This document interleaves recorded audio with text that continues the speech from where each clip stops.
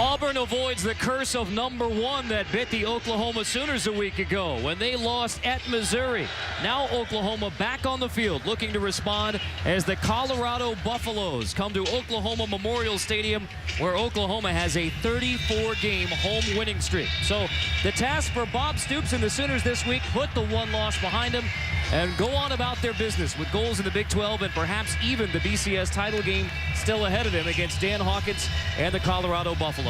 I'm Carter Blackburn with Oregon's winningest football coach Mike Bellotti and former Washington All Pac-10 quarterback Brock Huard. Challenging week for the OU Sooners. They dipped into Oklahoma Sooner history. A quote from Bud Wilkinson: "Football in its purest form is a fight." Bob Stoops didn't see that from his team against Missouri. Thought the Tigers brought the fight to Oklahoma. Now he wants that fight restored.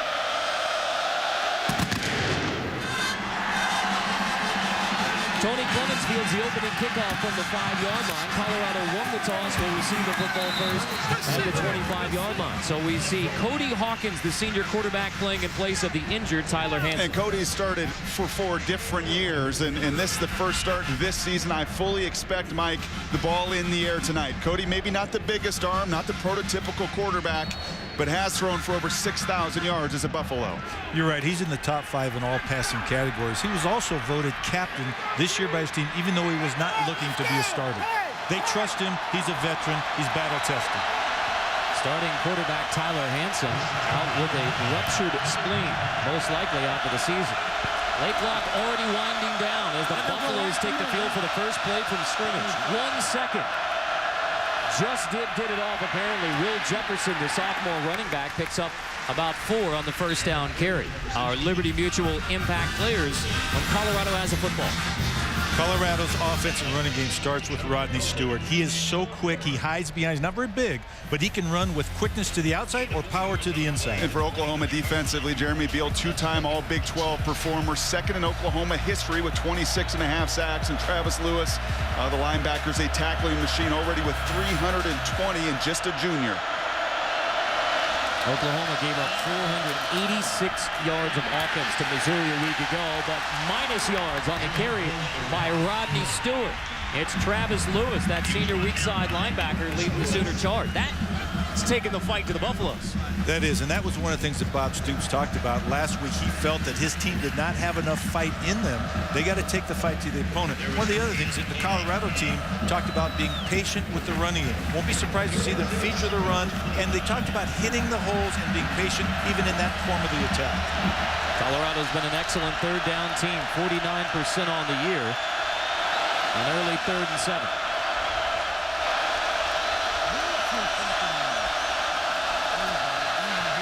Hawkins' first throw is complete. It's Jefferson out of the backfield for a Colorado first down across the 40.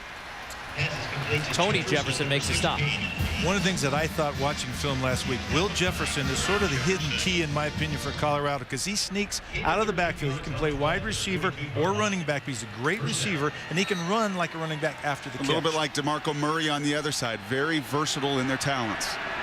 In fact, Jefferson was a wide receiver. They moved him back to running back when Brian Lockridge went down with an injury. One of the myriad of injuries Colorado sustained this year. Toss to Stewart on first down. A couple of yards on the left side. This will be the last Big 12 meeting between Colorado and Oklahoma. The Buffaloes are on to what will be the Pac-12 next year. Been some really good meetings. And how surprising is that last line? Colorado's won 5 of the last 7 meetings here in Norman. That's a great rallying cry for the Colorado Buffaloes. Very surprising when you factor Dan Hawkins in his tenure in Colorado, just 2-21 as the Buffaloes head coach. Last time these teams got together was 2007 in Boulder, a Colorado upset win. Out of the pistol look. Jefferson maybe lost a yard. And I should clarify, 2-21 on the road as the Colorado head coach. One of the things I think you're going to see from Colorado tonight in terms of the running game is more vertical north-south running. I don't think they have the speed to outrun Colorado to the edges unless it's some type of fly sweep. So you're going to see north-south, straight-ahead running, power football. And if there's an area where Oklahoma may have some vulnerability because of injuries, out with 2 D tackles, rotating just 3 guys through, you're right, I do expect them to run between the tackles. Colorado's already converted on 3rd and 7. This is 3rd and 8. The pocket holds up for Hawkins. Flings it to the sideline, incomplete, intended for Tony Clemens. You saw on that first 3rd down, Oklahoma tried to come after Hawkins and blitzed and left a void open, and Cody's a savvy player, found the player in the flat for the conversion. That time played very soft zone coverage. It will be critical tonight, Mike, and you know this, to convert on 3rd downs. Colorado must take advantage on the early downs. You're right. In order to convert 3rd downs, you have to win 1st downs. That puts you in that position to be successful on the 3rd down. Zach Grossnickel, the freshman from Denver, punting to Ryan Broyles, who'll let it hit. Takes a good Colorado bounce, rolling inside the 10. So the Buffs get an early break on the punt from Grossnickel.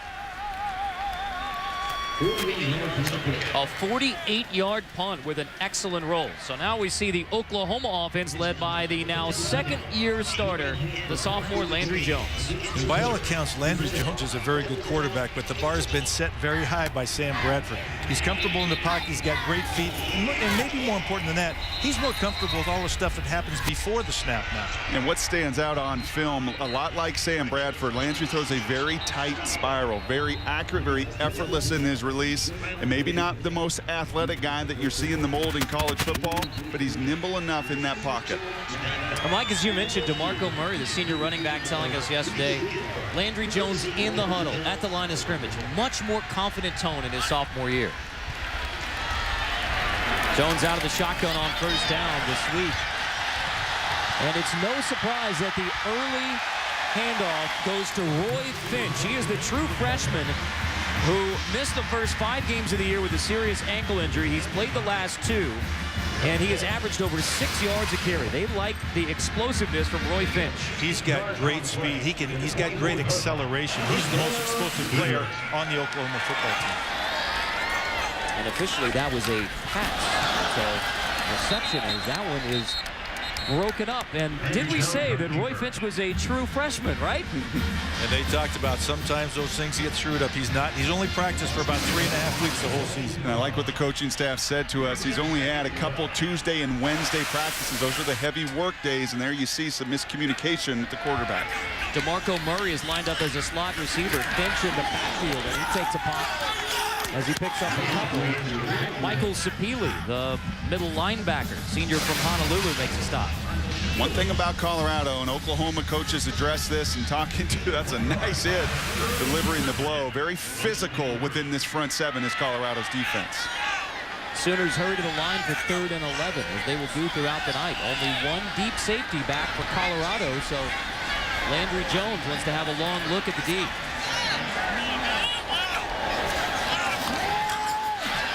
Back to pass, incomplete. Stills was the intended receiver. Pressure got through, and again, obviously what they want to do on 3rd and long is get pressure on Landry Jones, take him out of his rhythm.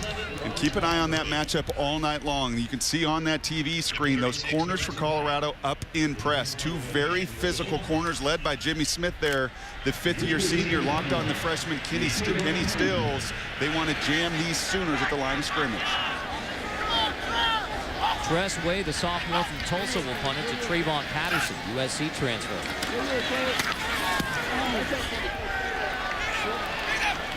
Patterson takes it at the 35. Nothing doing on the outside. Taylor makes the stop. In general, you don't want to mix zombies in a college campus, but here at University of Oklahoma, the zombie 5K run, the zombies have to jump out and try and get the flags of the runners who are then converted into zombies. So it's kind of a hybrid between capture the flag and then great tradition here, campus sing. All the different social organizations get together. This was all last night, part of the Halloween festivities, and then Rocky Horror Picture Show on campus. Brad Dad and Janet didn't know what they were getting into when they went to see the professor. That's not fair because zombies can run forever. They don't need to eat. They don't need water. They never get dehydrated. Did you learn that from that last Woody Harrelson movie? Or are you comparing it to some of your former players, perhaps? Hours away from Halloween, Colorado trying to pull the trick on Oklahoma. That one incomplete for Tony Clements. Nice coverage from Hurst, DeMontre Hurst. I tell you, that's a well-thrown ball, and they're not afraid to take shots down the field with Cody. Again, he's a veteran quarterback. He started many, many games in his career, and again, they've got to do that to keep that defense honest. And this is one difference for Dan Hawkins that he has not had in his tenure at Colorado. Patterson, the transfer from USC. Clemens, you see the shot there down the field, a transfer from Michigan. Richardson, really their most explosive player, just a freshman. They have some talent on the outside. Cody Hawkins, the senior out of Boise, Idaho. And his father, Dan, was the head coach at Boise State. Stewart, nowhere to go. Back to the line of scrimmage. Let's check in with Wendy Nix. Mark, thank you very much. We check in with a game over on ABC, Oregon and USC, and no one expected a defensive showdown. So far, so good. Darren Thomas to Jeff Mail, a 45-yard connection, puts the Ducks on top 22-17, tail end of the first half. You said there was going to be some points scored in that one, Coach. Yeah, I think that'll go to the fourth quarter, and I think Oregon will outlast USC. Another second-half team with the Ducks pace, similar to what Oklahoma wants to do on offense. Colorado facing 3rd and 10. Hawkins incomplete behind the dragging receiver, Tony Clements. Right now, you're getting a stalemate at the line of scrimmage, which does not favor Colorado. They need to be able to run the football. Getting in 3rd and long each time is not going to be good, but they've got to make those catches, too. Those are catchable passes. They're not great. They're vicinity throws, but again, they got to be taught. Colorado actually leads the Big 12 in 3rd down conversions in 50% this season. But so far, as you address, you get in the 3rd and 9, 3rd and 10. It's not going to happen here in Norman tonight.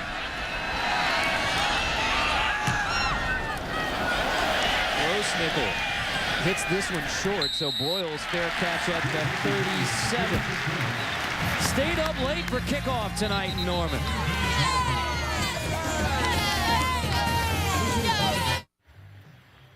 ESPN's College Football Primetime, brought to you by Pizza Hut. Enjoy all your favorite pizzas at new lower menu prices. Your favorites, your Pizza Hut. And Lexus, this is the pursuit of tomorrow.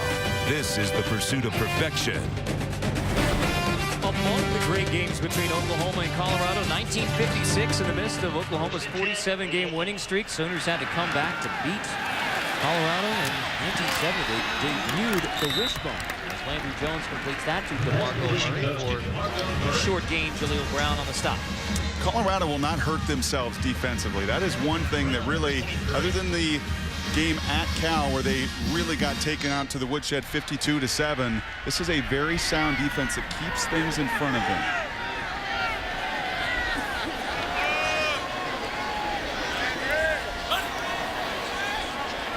Out of the pistol look. Play fake to Murray. Bring it back to Ryan Broyles. A stiff arm from Broyles to get near the first down. They tackle well. They're very sound and fundamental. But again, their problem is going to be speed on the flanks tonight against this Oklahoma team. And Broyles, second in career receptions at Oklahoma, quickly chasing down Mark Clayton, well, largely because of that. They will get him the ball in a number of those screens, those swing passes, those bubble screens, smoke screens, very active. 70 of catch of the season. He leads the nation. Football Bowl subdivision, that is, in receptions per game. Trey Miller, the true freshman from Columbia, Missouri. Fullback that they're very high on in the future of the OU backfield. When they recruited him, he was returning punts in the game in the high school. So again, they knew he had great hands and great decision making. Offensive coordinator Kevin Wilson said he could have gone to Stanford, great academic profile. He liked the idea of being a big back in an Oklahoma offense. That's what he was becoming. There's Broyles, who makes his second catch. Let's take a look at the Liberty Mutual impact players when the Sooners have the football. Well, DeMarco Murray is the embodiment of the all-purpose player. He's already rushed, passed, and received, or excuse me, 1,000 yards. Ryan Broyles, though, is leading the nation in receptions. He's the best receiver in space they've had at Oklahoma. Colorado defensively, Jimmy Smith, that lockdown big corner on the outside, why Colorado feels comfortable playing as much man-to-man outside. Quick tempo Oklahoma offense picks up a first down. It's Jones to Broyles, and you see the type of tempo that Oklahoma wants to play with. Kevin Wilson telling us, yeah, there's a tempo and there's a pace, but if we're not moving the football and getting first downs, there's no rhythm for anybody. The rhythm and tempo, he said, depends on them running the football efficiently. So hurry to the line, take a look at the defense, get the play call. Jones over the middle, caught inside the 20. Trent Rattery with just his 6th catch of the season, the former walk-on backup tight end. Brock, you mentioned this earlier. Landry Jones, when he's at his most effective, is distributing the football. Sooners quick snap it, swing it to DeMarco Murray on the edge with Broyles blocking for him. Murray gets inside the 15. I didn't do justice to DeMarco Murray earlier. He's already scored 59 touchdowns for Oklahoma, the most in the history, but he's returned over 1,000 yards, caught receptions over 1,000 yards, rushed for over 1,000 yards. Again, his picture's next all-purpose player in the dictionary. Told us yesterday, it doesn't, I like them all. As long as the football is in my hands, I like it. But then, like a good running back said, I'm working on my blocking. Here's Murray out of the backfield, making the grab, lowering the pads, but a nice open field tackle from Jimmy Smith. And there you see the impact player, not just in lockdown man coverage, and this will be essential for Colorado tonight with all of these screens and everything. These are extended handoffs. You better tackle well in space. Jimmy Smith, the senior from Colton, California, one of the 2 excellent corners along with Jaleel Brown for the Buffaloes. Jones on 3rd and 7, dropped by James Hanna. Remember, a week ago, it was this red zone area, Coach, that really hurt Oklahoma against Missouri. 3 times inside the 15, fumble, interception, missed field goal. And James Hanna has great hands. He's caught 4 touchdowns already this year, 2nd on the team. One thing about DeMarco Murray that I thought he said really struck me as something. He wants to learn to play better without the football. And again, talking about blocking and all the other things that make the team go. Just a complete player. And one of the hardest workers in practice. Stevens missed a 30-yarder last week at Missouri. This is 33. First points of the night belong to the Oklahoma Sooners on a 33-yard field goal from Jimmy Stevens.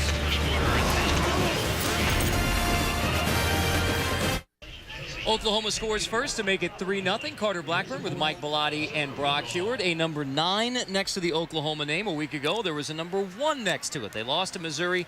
The big question for Bob Stoops and the Sooners, how are they going to respond after that loss? Well, they're very frustrated, but they're a very young team. 19 freshmen and redshirt freshmen on this team playing for them this year. The message was simple. You got to take the fight to the opponent, eliminate mistakes, win the red zone, and again, take the fight. I'm going to come back to that. Take the fight to the opponent. And so far, if you're a Colorado fan, 8 minutes into this game, this is how you're going to have to play. You want to get this game to the second half, have a fighting chance, and it's going to require good red zone defense as they just forced a field goal from Oklahoma. Now, even though there's a number 9 for the BCS ranking next to Oklahoma, everyone seems to say, well, the Big 12 is ahead of Oklahoma, and that's about it. Maybe still BCS title run ahead. We're going to get into that as the night continues. Lemons across the 20 as we check in with Wendy next. 3rd quarter. First time since 1986 that Baylor has been ranked and Texas has not between the meeting between the Bears and the Hornets. And the first time in a long time that Baylor's had a quarterback like Robert Griffin. He is a special talent. From Copperas Cove, Texas. Cody Hawkins in Colorado from the 23. It's Stewart on first down. There's a flag as Stewart picks up about 5. Making the tackle is Travis Lewis.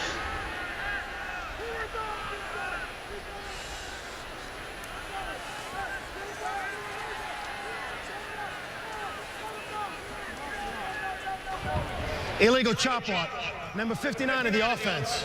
Penalty will be half the distance to the goal. First down. That's David Bakhtiari, the right tackle, as we look at the Discover BCS standings entering today. When, as you see, a lot of stuff changed. I mean, and Oregon's in a dogfight right now. Auburn secured first place, obviously, but Michigan State and Missouri down for the count right now. Anytime you go on the road into very hostile environments, that's what Bob Stoops said to us yesterday. Yes, they were terrible in the red zone, but Missouri was a hornet's nest a week ago. When you go on the road and you don't play quality football, you make mistakes, you're going to lose. And that's exactly what happened today with both Missouri and Michigan State. And next week it's TCU versus Utah, 4-8 facing one another. Hawkins blitzed. It's tipped in, incomplete. Frank Alexander got a hand on it, but Tom Ward applying the pressure. That was one of those new formations that Oklahoma talked about. They had to be ready to defend. When you say just come after him, that's a way to defend it. And Colorado cannot afford those first down penalties. They must have positive plays on first and second downs and get to manageable third downs. Otherwise, you're playing right into the hands of the Sooner defense. Cody Hawkins has missed his last 4 passes. Throwing again on 2nd and 21.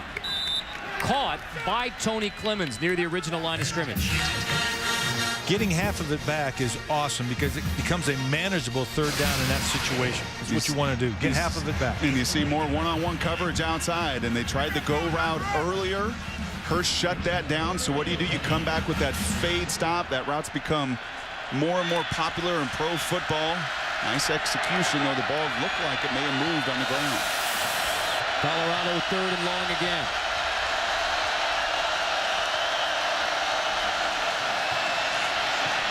Hawkins to a check down receiver.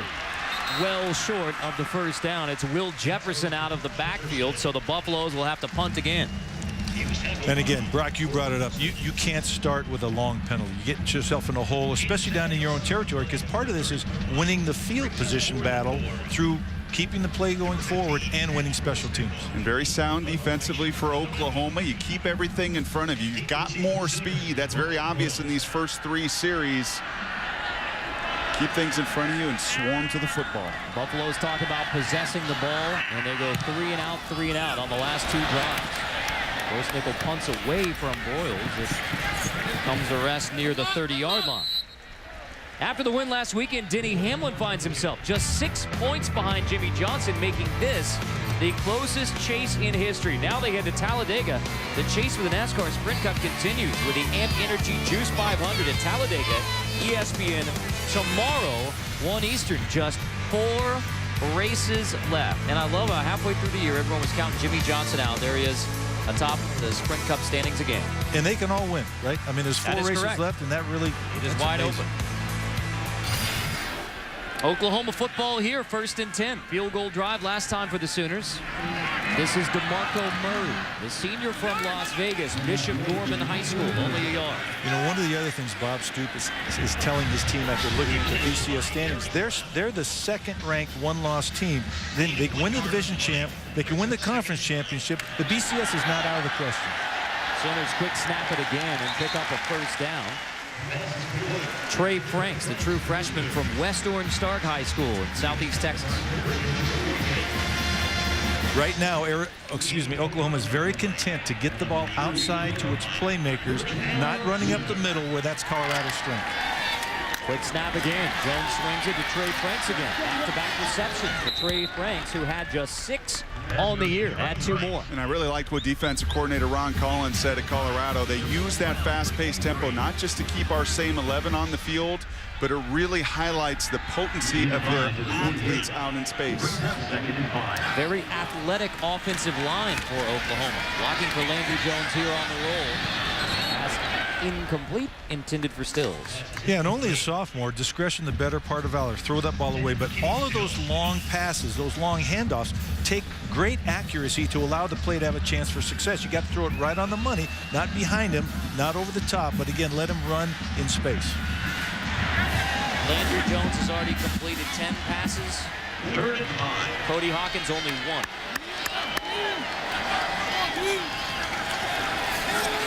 On third down. Murray makes the grab, slips the tackle, and picks up the first down for OU. It's such a nice weapon to have as an offensive coordinator, a guy that can beat safeties and linebackers. A total mismatch on anybody between the hashes. Second all-time to Quentin Griffin for all-time receptions out of the backfield, and there's nothing there that Sapili can do to match up with his speed. Quick snap from the Sooners. Jones to the air again. This is nearly picked. Miscommunication there with the true freshman Kenny Stills. Jimmy Smith had a chance at the INT. And Oklahoma playing 13 true freshmen. Stills there, a true freshman out of Southern California. You're going to have some of those mishaps. We saw it earlier with Finch on the handoff that went the wrong way. That time, obvious miscommunication between quarterback and receiver. Andrew Jones from Artesia, New Mexico. Out of the shotgun, 2nd and 10. Screen. This could be a big play. DeMarco Murray stays in bounds, or did he? Stepped out. Stepped out back at the 27. Jaleel Brown shoved him out. Sideline was the savior for Colorado. That screen had a great chance to go. You could tell again by the number of people coming in on Landry Jones. Here again, he's off to the races. Great job of just getting a hand on him by Jaleel Brown to push him out of bounds. Good call, foot out there at the 27. Oklahoma moving again. Not inside the 20 yet, which is officially the red zone where Oklahoma struggled so much in the loss at Missouri. 2 turnovers, 1 missed field goal. Murray up the gut for 3, maybe 4. And offensive coordinator Kevin Wilson, who sits up where we sit up here with the bird's eye view, has seen a very active defensive line of Colorado. Lots of line stunts, lots of activity. That screen, a perfect way to slow down some of that rush. Well, the other thing is, you notice they're running sideline to sideline. Those big guys up front for Colorado are going to get tired very quickly. There's been 16 passes to only 5 rushes, so 3-to-1 pass run ratio. And all of 5 yards in the ground game, which is a point of emphasis from Oklahoma this week, trying to improve the ground game. Royals makes the grab in the flat, sprinting ahead for another Oklahoma first down. Dobriga on the stop. You know, one of the things, too, with these long handoffs, as you talk about, it puts a huge onus on the blocking power perception of the wide receivers. They have to block well. This is Finch, the freshman running back. Inside the 10, knee down right at the 10. Yeah, he has a different gear, doesn't he, Mike? Yeah, he's 4.5 in a hiccup. You know, he gets there so fast. They said they don't know how fast he is, but he is so quick and has such great acceleration. Good story in the Oklahoman today about his nomadic formative years. Dad was a doctor in the Air Force. He spent a high school year here in the state of Oklahoma while his dad was stationed here. So that was his really first exposure to Oklahoma. Said if I hadn't spent that year here in high school, I don't think I'd be wearing the crimson. Finch gets it again on 2nd and 5. Picks up a couple of positive yards. That's about the 3rd time that we've seen Sapili fly in from his middle linebacker spot. Colorado without 2 of their top 3 leading tacklers because of injury. That bumps Sapili up, and I'll tell you, he gets his hands on you, and you're going down. He's a physical linebacker, and he's responded to the challenge of being the guy back there in the middle. 3rd down and 3. Murray motions. Jones looks to him in the backfield. DeMarco Murray dragged down and dropped by Jaleel Brown. Did we tell you that those Colorado corners are physical? Great job of getting off the block that time. We talked about you got to hold those blocks a long time on this lateral passing game of Oklahoma. And I know Dan Hawkins and his staff are in battle, and that's probably putting it kindly. But I'll tell you, there's 2 statistics that I always look at. Your 3rd down percentage and how do you play in the red zone. And in both of those areas, you've seen them highlighted in this first quarter. This staff and Dan Hawkins have done a nice job this season. Oklahoma now 0 for 2 in scoring touchdowns in the red zone. Before the 26-yard field goal attempt, that's the end of the first quarter. So a field goal from Oklahoma, a field goal attempt coming for the Sooners.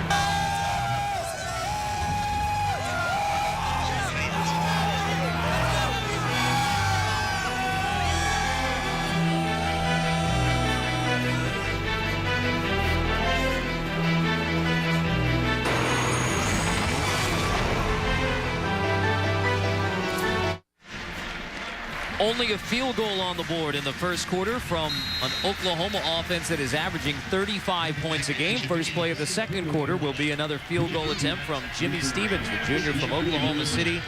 4 for 6 on the year. Big miss a week ago at Missouri. John Nimmo to hold.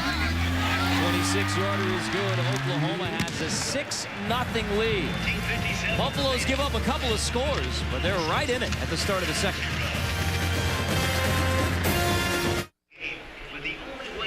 Gaylord Family Oklahoma Memorial Stadium holds just over 82,000. Oklahoma has 77,000 season ticket holders.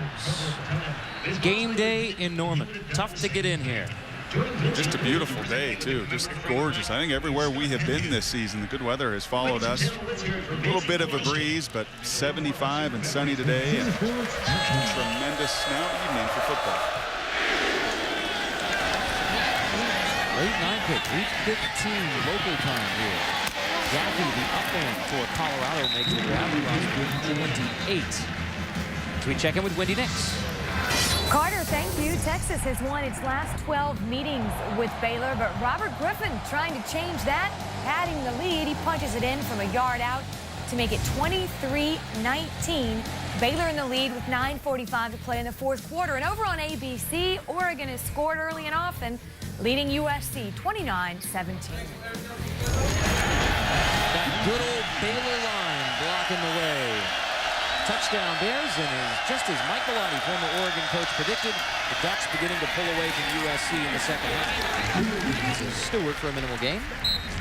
Colorado chose this year to play without their names on the jerseys. So I thought it was interesting. A couple seniors went to Coach Hawkins and said, we want to play for the name on the front, not our name on the back. I thought that's a great team orientation. And they're playing like that because there's not a lot of superstars on either side of the ball, but they're playing hard. Well, that team on the front better start running the ball or they're going to have no chance tonight. Now 6 rushes, just 8 yards. For a team who said they needed to run the football today. Hawkins to throw on second down. It is caught by Scotty McKnight. You talk about a team without superstars. Scotty McKnight is a guy who walked on at the University of Colorado, is now the Buffalo's career record holder with now 197 catches, 4th all-time in receiving yards. He's smart, he's got great body control and great hands. He's not the fastest guy, not the biggest guy, but he's a winner. Caught a pass now in 45 straight games. Longest active streak in college football. He's caught a pass in every game of his Colorado career, going back to when he was a walk-on. 3rd and 3 here for the Buffs. Hawkins to throw. It's tipped at the line and incomplete. Same thing. Oklahoma automatic to a blitz when they saw the empty backfield. Both times they've got pressure right in Cody Hawkins' face, either distracting him or knocking the ball down. That's the challenge of being about a 5'10" quarterback. Going to get those balls batted back at you. Travis Lewis gets a hand on it.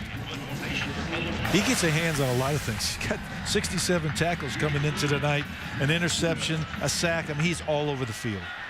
The Buffaloes said they needed to get first downs, run the clock, hold on to the football.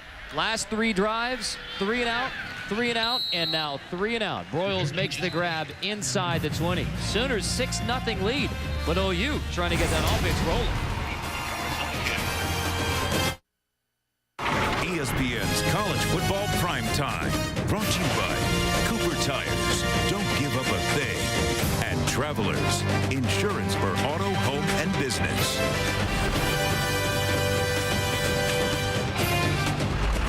I'm standing in front of the University of Oklahoma seed sower statue. Every year, the South Oval gets decorated with over 20,000 mums. Also, the statues across campus are decorated in Halloween costumes. Welcome to my university. Morgan was the homecoming queen, so congratulations to Morgan. Now, OU fans were encouraged to dress like their favorite coach in OU history. I don't remember the Darth Vader tenure here in Norman. Landry Jones swings it out of the backfield to Roy Finch. So Oklahoma's gone on a couple of long drives last time they've had the football, but only 2 field goals. You see the production there. It will be a bend but not break defense tonight, and you see some more sound fundamentals. Those corners outside funneling those screen passes in, letting the flow come and make the tackles. Landry Jones from the shotgun turns and hands to Roy Finch. There you see some of the explosive burst from the true freshman. And Kevin Wilson was pretty honest with us yesterday. He said, listen, we're not going to be that team this year, not with the youth we have up front that can simply line up and smash mouth you, but they have to be more proficient in the run game. Before that run, 7 runs, 13 yards. They need to at least threaten that defense with run. You're right. He said, again, which we've heard many times this year, we need a more physical presence. We need more punch at the line of scrimmage. Yeah, they've recruited athletes. They're very adept at pulling, getting to the outside, but they've also got to be able to knock people off the ball.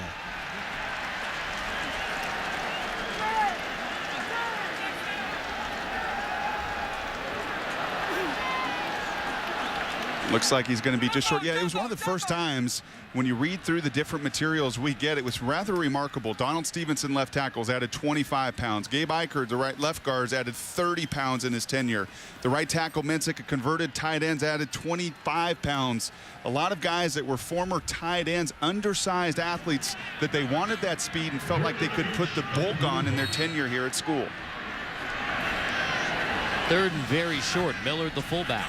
DeMarco Murray, the tailback. It's Millard who gets it, gets the first down as we check in with Wendy. Carter, thank you. We showed you Robert Griffin getting it done on the ground against Texas. Why not in the air? Griffin looking for Kendall Wright. These two connect 30 yards in the score. It's 30-19. Baylor with the lead. Here in Norman, Oklahoma, the Sooners continue to go up-tempo. It's DeMarco Murray out of the backfield and near midfield. And when you have an athletic line, Coach, what do you want to do within your run game? Well, you want to pull those guys because, again, you make the defense redistribute their gap integrity, and it's very difficult. And also, this offensive line is fairly young. Freshmen, a couple sophomores, even the junior and senior have not played a lot of football, so they're still learning on the run. 16-yard pickup by Murray, longest rush of the day for Oklahoma. This is Finch in motion. Play fake to both of the backs. Jones over the middle. Caught. It's Rattery with his second grab.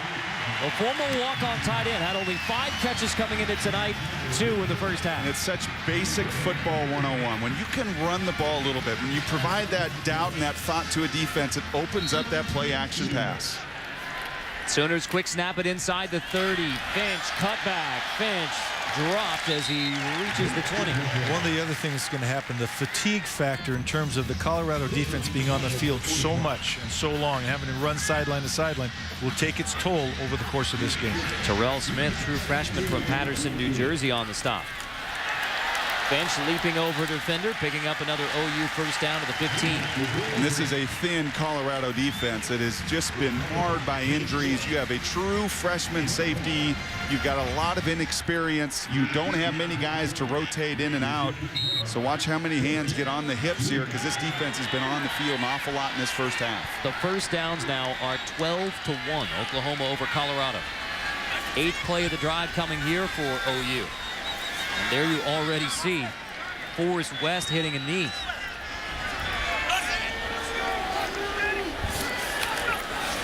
Jones pumps, throwing to the end zone. Touchdown, Ryan Broyles. The Sooners in the end zone for the first time tonight.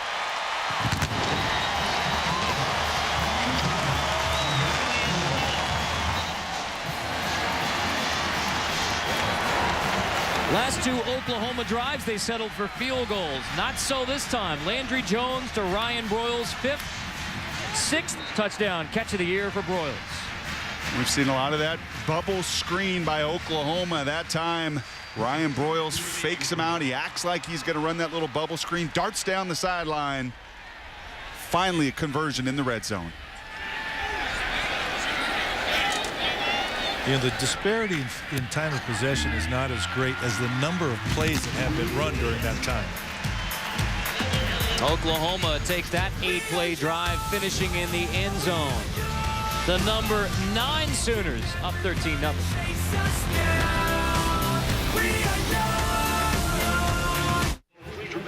Edward and Stephanie Moore looking on as Ryan Broyles. Son makes a grab for his 6th touchdown catch of the year. They use Ryan Broyles all over the field of the Oklahoma Sooners. Not your typical split in wide out is just going one-on-one against the defensive back.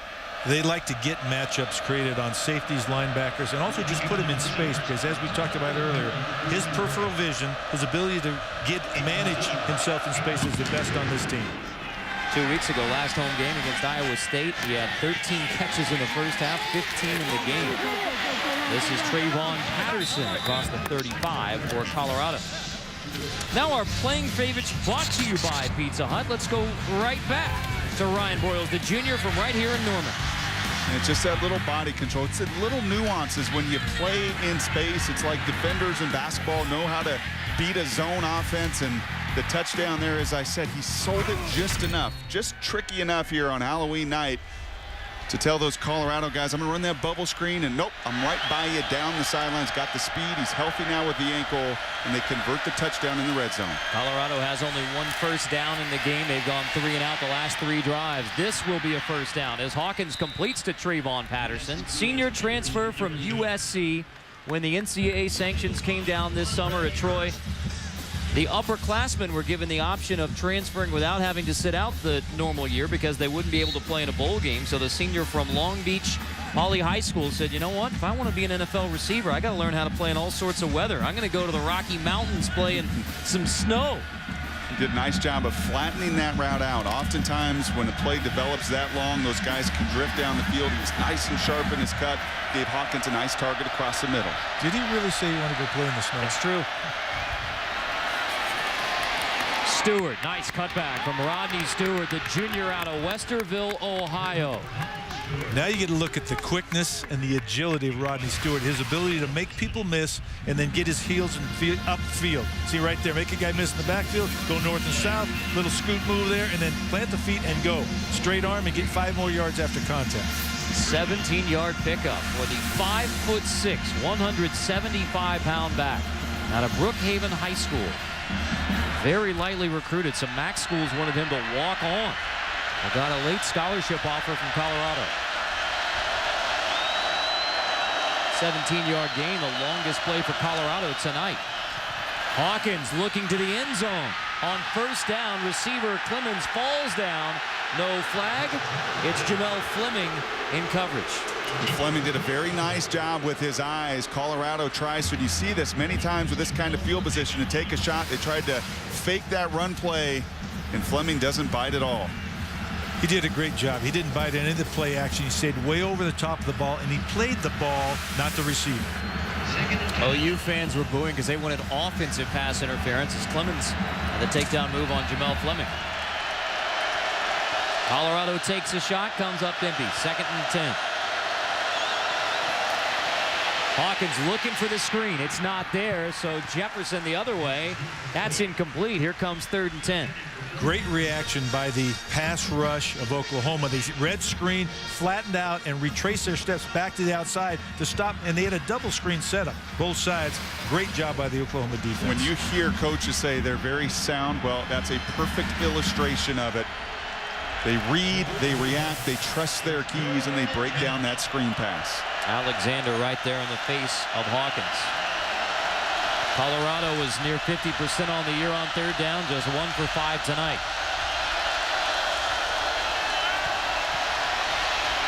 Hawkins comes back the other way, complete to Clemens, the Michigan transfer for a Colorado first down. Buffaloes convert.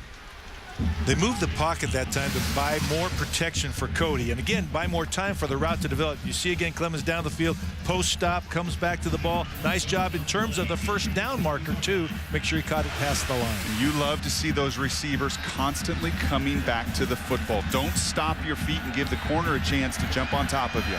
Prior to this drive, Colorado had only 1 first down. That was on the opening possession. Now the Buffs moving it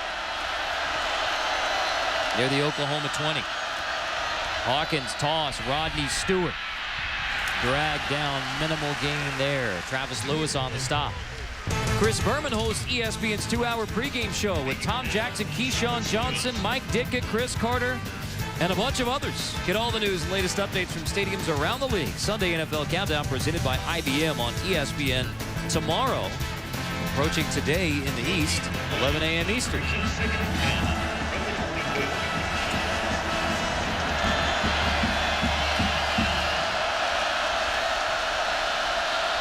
Two tight end set for Colorado on second down. Play fake to Jefferson.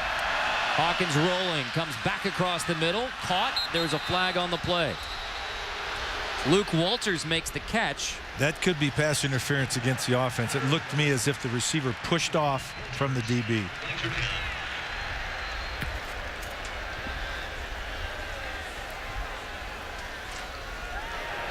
Pass interference.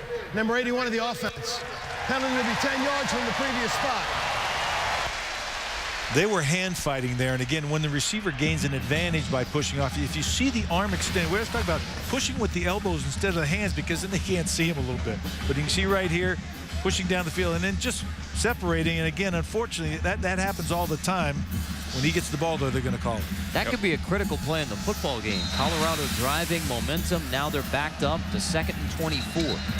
We talked about those penalties. You can't get them on early downs. And again, you're right. I think this is an important drive for Colorado to stay in this game.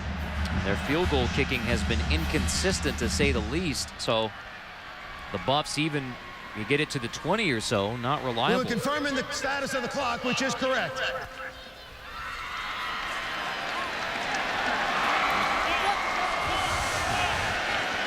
The confirmation has been affirmed.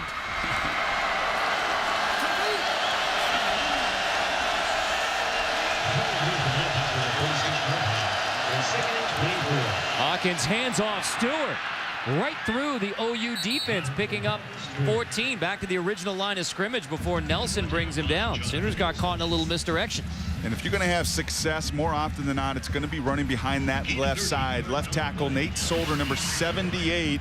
They're talking about as a top 10 kind of NFL draft pick, 6'9", and that's what you call washing down that entire edge. And right now, Colorado is actually running the ball in pass situations and long yardage situations, being more effective in those than the normal running downs. So it's back to 3rd and 11, call it. Hawkins with the blitz coming, releases incomplete. Had to get rid of it. I think he anticipated an outbreak by his receiver, obviously under pressure. Oklahoma doing a nice job of confusing the Colorado protection by bringing people or dropping people and getting people home to the quarterback. But a smart play by the 5th-year senior, at least giving you a chance at a field goal, not taking the sack in that situation. So this will be a 40-yarder from Eric Goodman. He is only 4 for 8 on the season.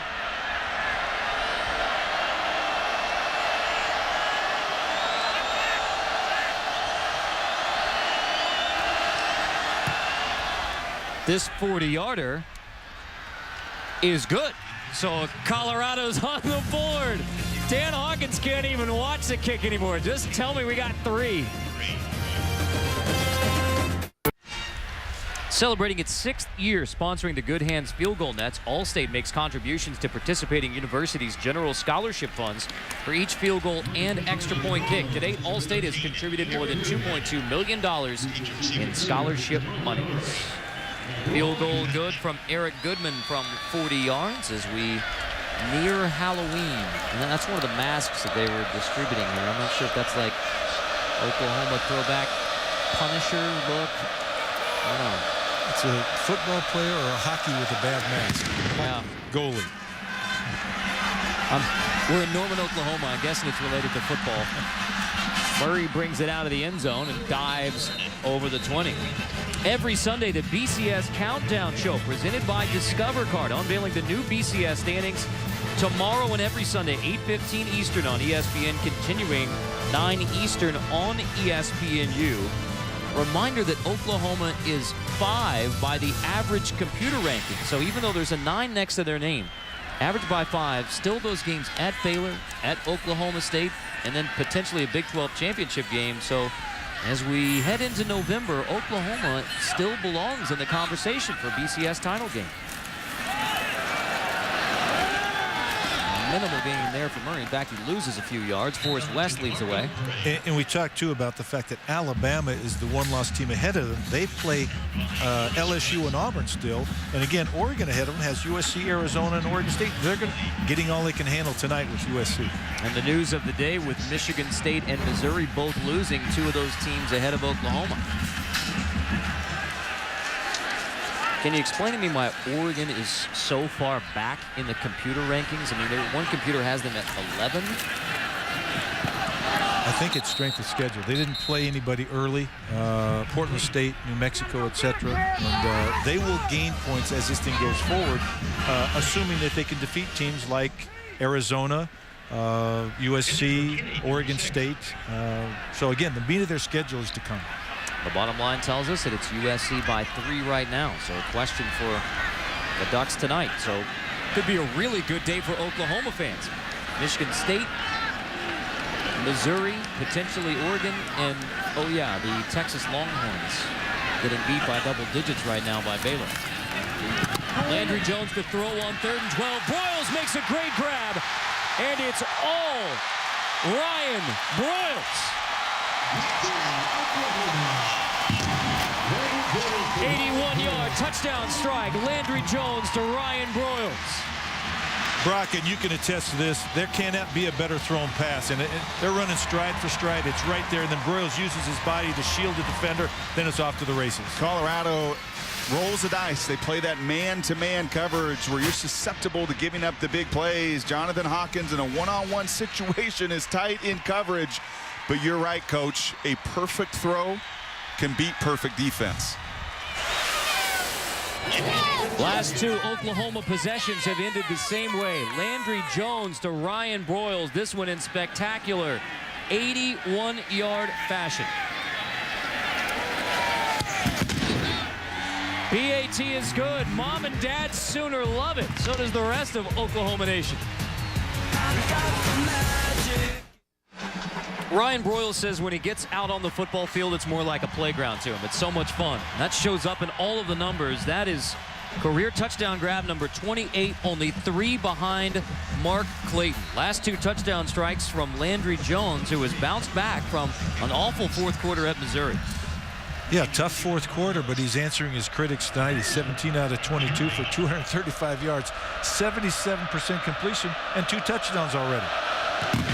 It's a guy who's thrown for over 2,000 yards his sophomore year, completing 67% of his passes.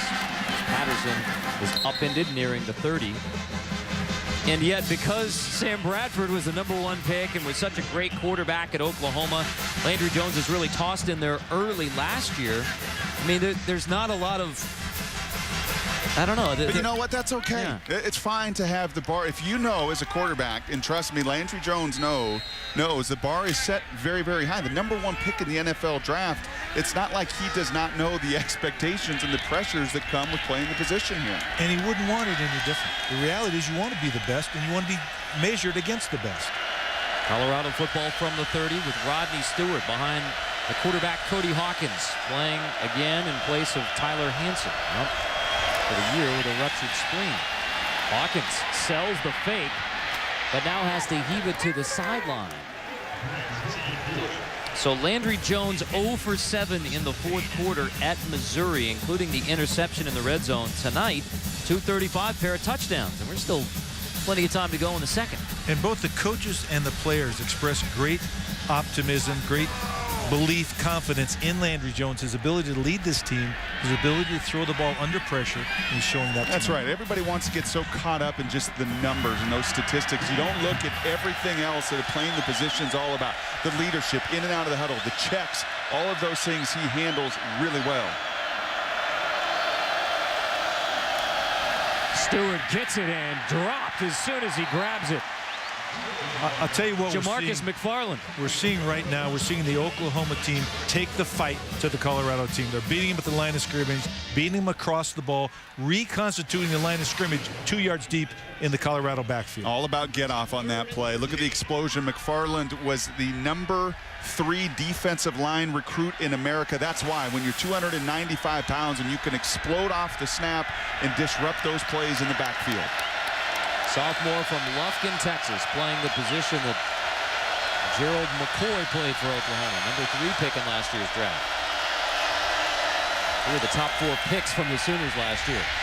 Hawkins avoids the rush, flings it complete to Scotty McKnight, well short of the first down. We check in with Wendy. Carter, perhaps a surprising development at the Coliseum. We go back to LA, Oregon and USC on ABC. Matt Barkley, the 3-yard touchdown plunge. The Trojans elect to go for 2. Barkley to Ronald Johnson.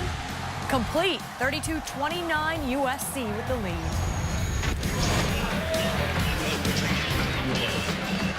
Still a lot of time in that game, and I'll tell you, the one area where USC is really hurt with these transfers, as we've seen even one here on the field tonight, their lack of depth. Watch that come into play in the 4th quarter. First Nichols punt fielded by Broyles. Return of about 5 yards to the 33. The depth of USC's defense will be tested tonight, again, especially with Oregon. If they can convert 3rd downs, they keep the team on the field. It'll be tough for USC to hang with them into the 4th quarter. However, we knew it was going to be a slugfest, a scoring deal. Whoever has the ball last may end up being the winner. And I'll tell you one thing about Broyles tonight. There was some concern about his health. He's had a nagging ankle injury. He didn't practice much before the Missouri game. Got a few days in this week, and very, very evident tonight he is full speed. 81-yard touchdown pass play. The previous time that Oklahoma had the football, Landry Jones to Ryan Broyles. Play fake on first down. Jones has to get rid of it. Will this be grounding? Looked like the ball got across the line of scrimmage. It was B.J. Beatty, the senior from Hawaii, applying the pressure. And Beatty looks like he fell on the leg awkwardly as Landry Jones is limping. Looks like he gets both feet up, but he's grabbing that right ankle, that left ankle. So keep an eye on that left ankle for Landry Jones, Oklahoma quarterback. Pistol look here, play fake, fling it back the other way, complete, and now a reversage of field. This is Kenny Stills. One of the fastest guys on the team, and you can see how he uses that speed. That's a design play for the other side of the field. Hit it and go. He didn't like what he saw, came all the way back across the field.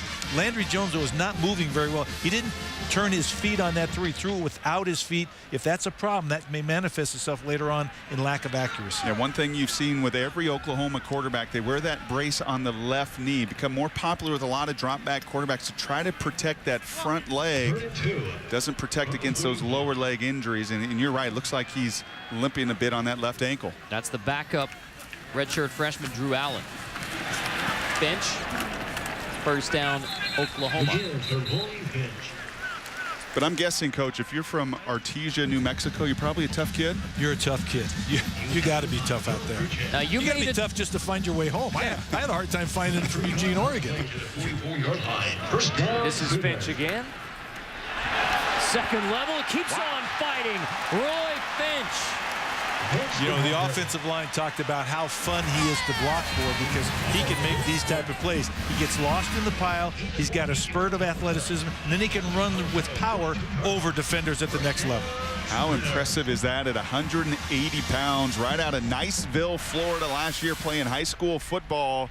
We've seen a lot of small backs this year. Jaquiz Rogers, Stewart on the other side. It's all about pad level, not necessarily how much you weigh on a scale.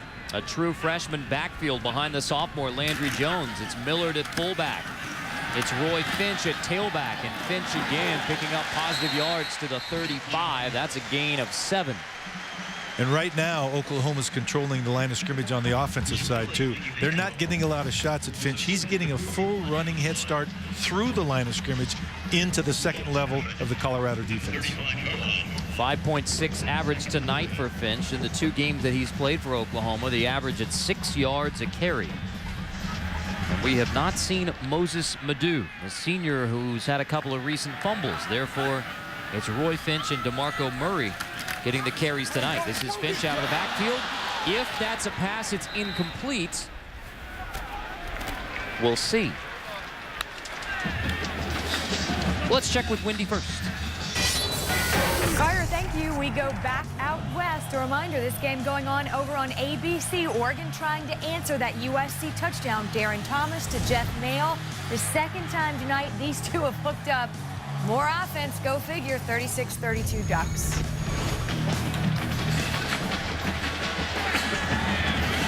Ducks take the lead at the Coliseum here in Norman, Oklahoma.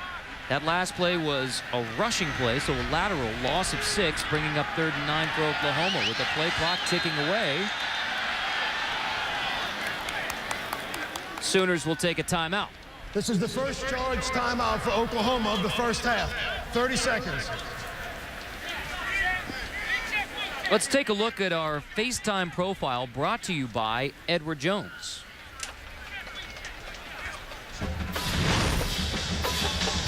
Gabe Icard from Oklahoma football leading a white ribbon campaign against sexual assault on the Oklahoma University campus here in Norman, Oklahoma. Great basketball player as well. 3-time state champ was Gabe Icard.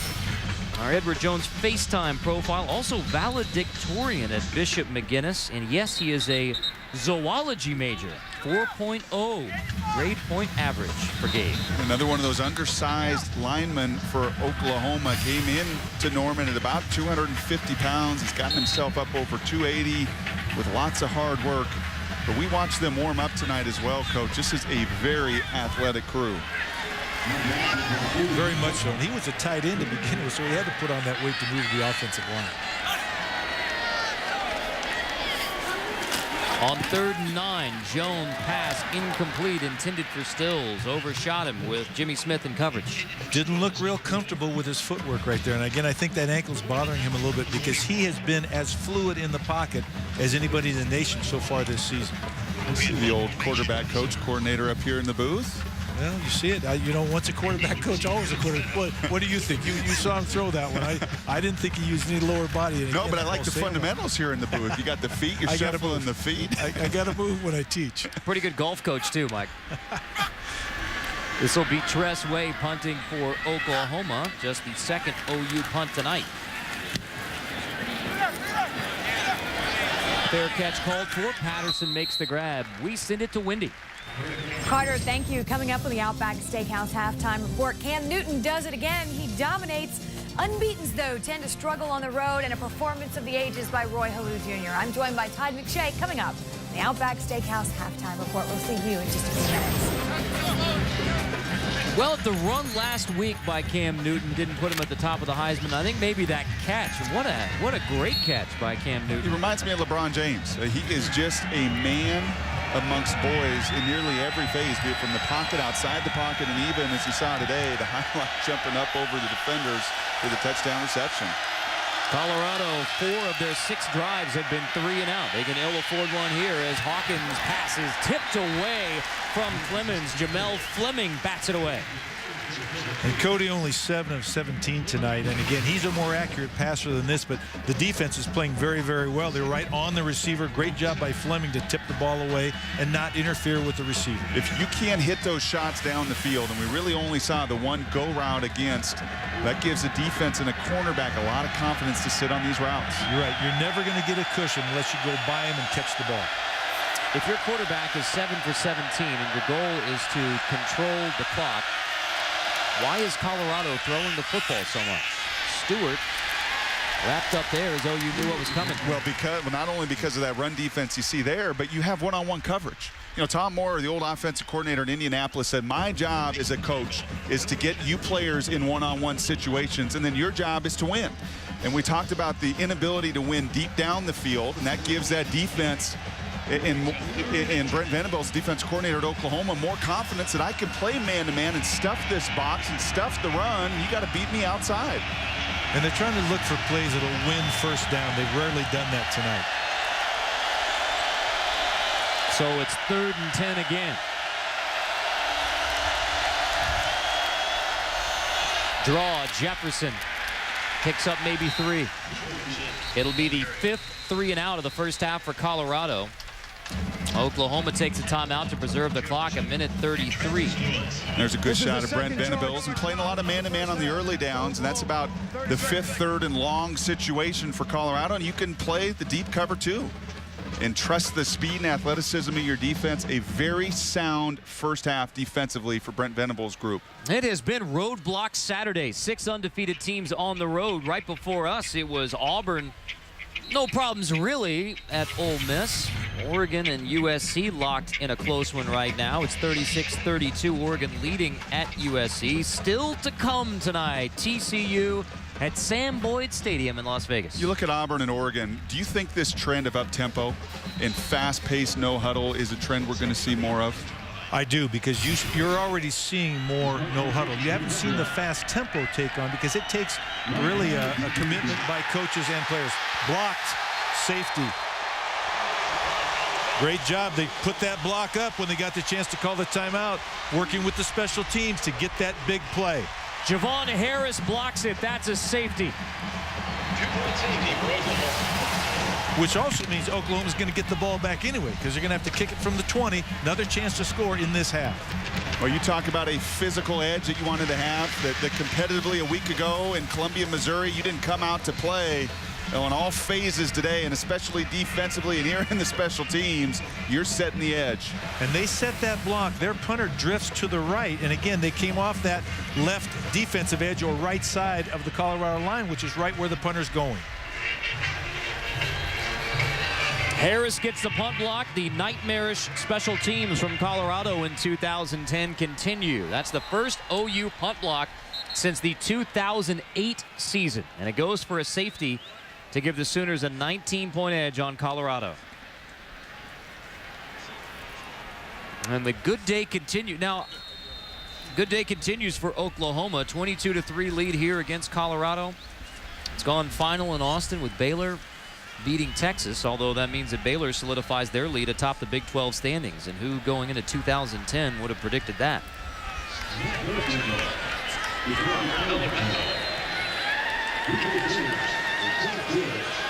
So Grossnickel will punt from the 20 after the safety. Broyles is the return man, fields it at the 31. Already 2 touchdowns tonight for Broyles, and he returns this one back to the 48. Minute 22 left on the clock. OU ball. And sometimes you try to be cute with that rugby-style kick and get yourself in trouble. Well, especially because the overlay that side came right up between there, got us crack in the backside protection. And again, the punter rolling to that side made it a shorter distance for the rush team.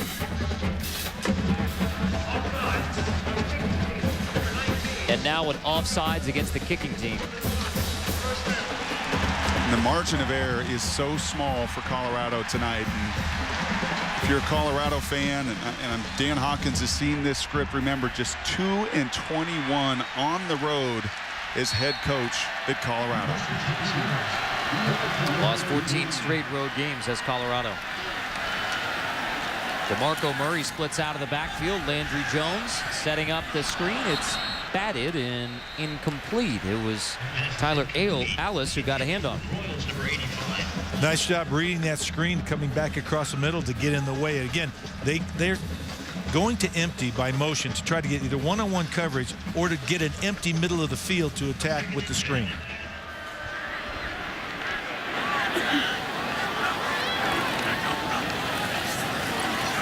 Blitz coming. Jones picks it up, finds Murray out of the backfield on second down. DeMarco Murray across the 39-yard line. That's first down number 17 tonight. They're doing something interesting with Murray out of the backfield. He's stepping forward like he's going to block, and then he's releasing. And again, the rusher coming on just comes after the quarterback, leaving Murray uncovered down the field.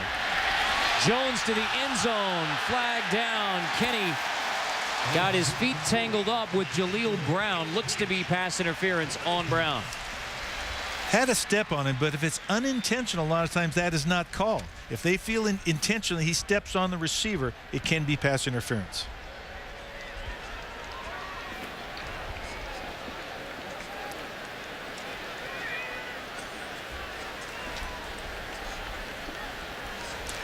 I think that's exactly. There you go. Defensive pass interference. Second down. And that's good refereeing. That's exactly what you talked about. Those guys trying to get to an understanding, those referees, of whether that was incidental contact and the feet get tangled. And you see with the replay here, I think that's exactly what happens. I think it's a good call also. The officials call pass interference too much anyway, for my liking. And I was an offensive coach, so I'd probably going the wrong way for saying that. Remember, in college, it's 15 yards. If the play goes beyond 15 yards, not a spot foul like it is in the NFL. Landry Jones on second down and 10 now. It's Murray again out of the backfield. Nice block on the edge, allowing Murray to pick for an OU first down. It was Tyler Evans, the right guard, blocking for it. These screens accomplish two things. Number one, you get your athletes in space, and number two, you get a very athletic group, maybe undersized up front, playing to an offensive line strength with this screen game.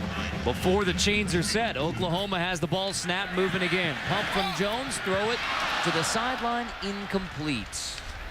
That fade stop that you talked about, again, not quite successful, but you're absolutely right, Brock. The screens, and Colorado's not matching up with the screens right now because their underneath coverage guys are not getting there to break it up before it gets started. Kenny Stills, the intended receiver. And that may be the athleticism of that offensive line, getting on those guys before, and they can't escape those blocks down the field. 41 ticks left. You see Oklahoma has one timeout left. That's the yellow notch below Oklahoma.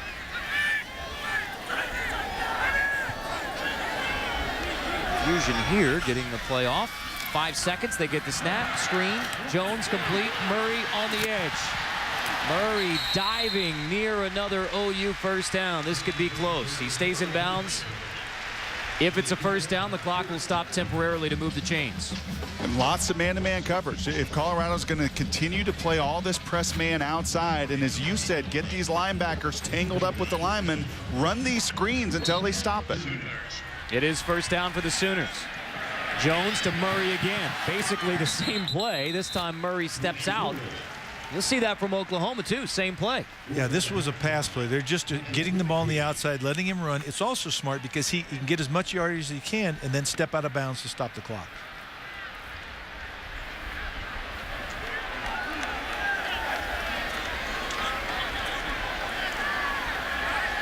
Oklahoma 3 times in the red zone, a pair of field goals and a touchdown. Play number 51 by Oklahoma of the first half is a touchdown.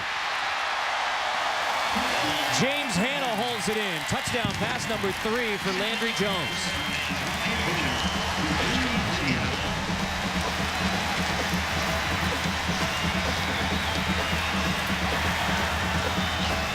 And James Hanna, his 4th consecutive game with a touchdown. Just watch the body control here to get inside the safety, and you give your quarterback confidence when you show him that number.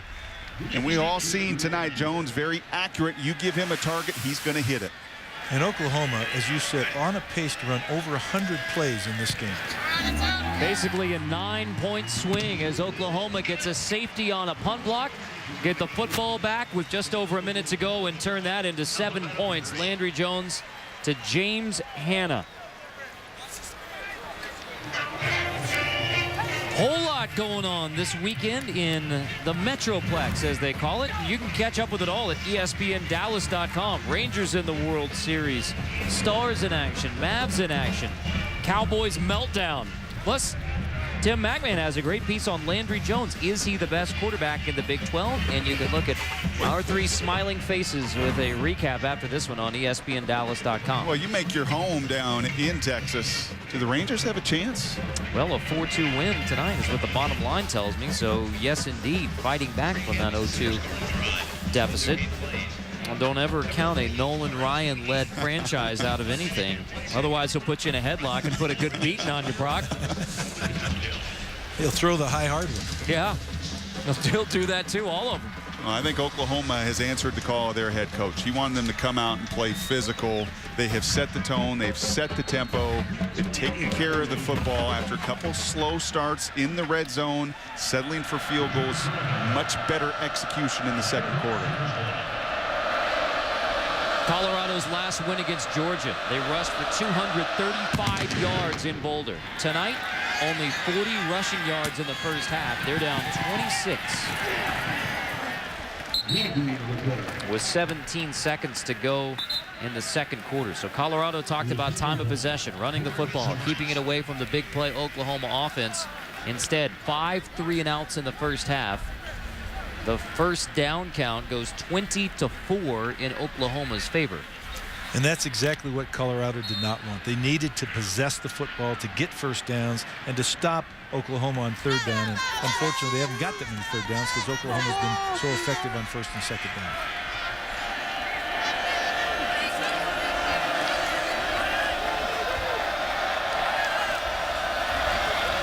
Hawkins, long drop on first down. Cody Hawkins looking for Scotty McKnight off his fingertips, incomplete. 11 seconds to go. And that's what they need. Offensively, if you don't loosen up this Oklahoma defense, they're going to continue to sit on you and suffocate your offense.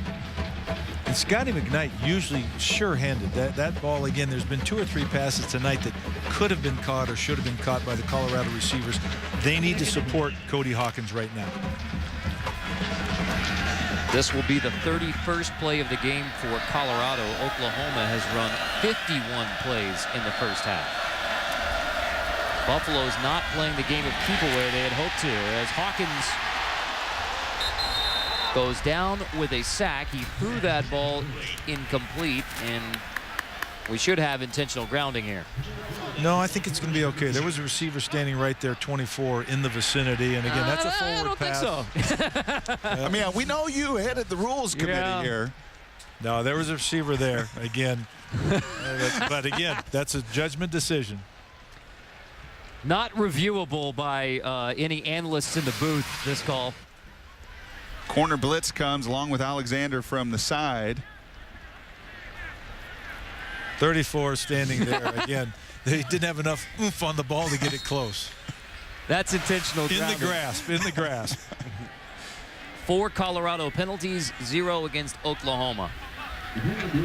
I mean, just about as sound a half of football as we have seen from anybody this season for Oklahoma. Let her run the football right here so you don't have to do one more play.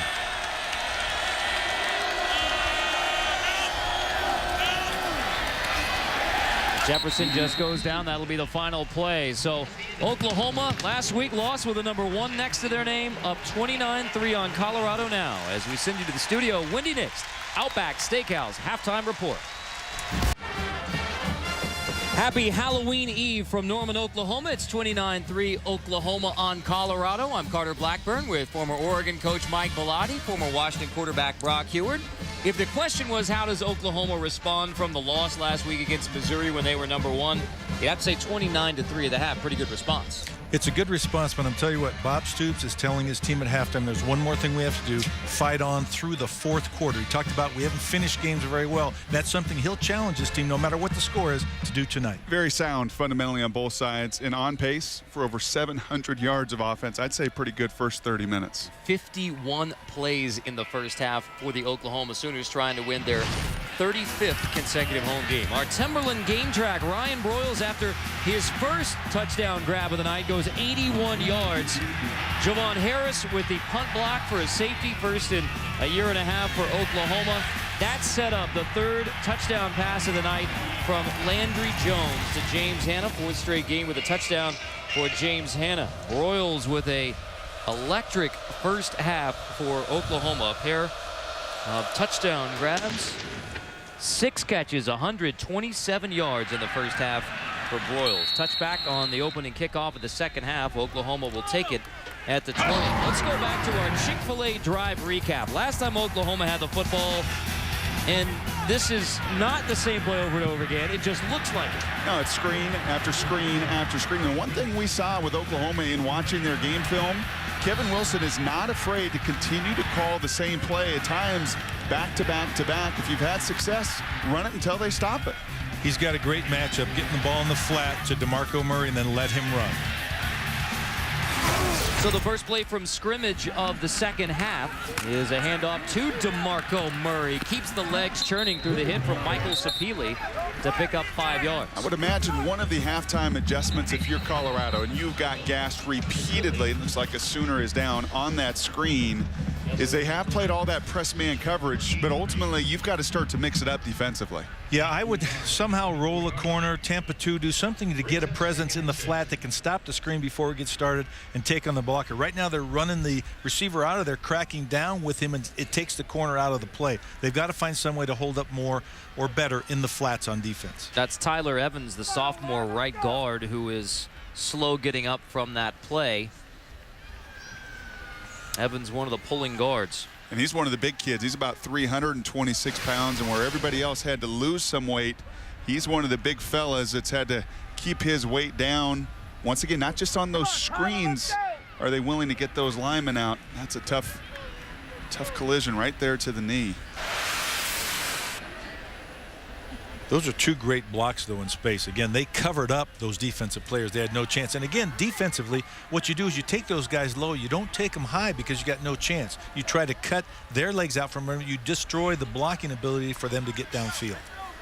Looks like they're actually working a bit on the neck there. I think he hit his head, his neck on the ground, because, again, he went over the top so fast, he didn't expect quite that cut action from the Colorado DB. And I'm guessing 330 pounds isn't used to falling into the ground at quite that force. You see the chunk of grass right in the face mask.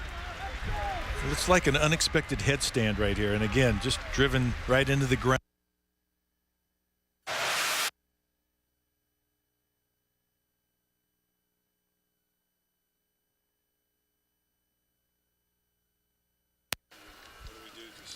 Layout. So Evans heads to the Oklahoma sideline. All set for 2nd and 6. Jones from the shotgun, complete. Broyles with his first grab of the second half, 7th of the game. And again, you notice that time a zone coverage concept with corners in the flats, but now they expose the middle of the field, and Oklahoma and Landry Jones very comfortable taking that inside throw. Brian LePack now in at right guard for Oklahoma with Tyler Evans on the sideline. He's the backup center, also obviously backing up right guard. Play fake on 1st down. Landry Jones to the air. It's Broyles again. Makes the grab. Ooh. Touchdown number 3 for Ryan Broyles. This one goes for 64. And once again, I'm not sure you can throw a ball any better. Hit a guy on full stride right over the shoulder, and again, key block down the field from his partner receiver to free him to get to the end zone. Yeah, the true freshman Kenny Stills may not be getting a lot of balls outside tonight, but he's got some oohs and ahs from the 85,000 in this stadium. Watch him come into the screen and just light up the block. The other thing you see Broyles, you see him just look back and look at both defenders and sort of take a path between them that was the least path of resistance to the end zone. That's what they talked about, his peripheral vision, ability to see the ball, and then watch this block one more time. This is a decleater, as they call it. Just before the snap, they're going to take a look to see if Broyles got in the end zone at the end of that 64-yard play. That's called helping your buddy out down the field. And Broyles has gashed any of the zones between the hashes tonight. No chance for Colorado. That looks like a touchdown. And I'll tell you what, the difference between good offense and great offense is blocking down the field. No matter if it's a running play or a pass play, is getting your receivers to be comfortable and to be agreeable to blocking down the field. I think that's all the way a touchdown. He clears the plane. Nothing is down. Great body control. Great ball control.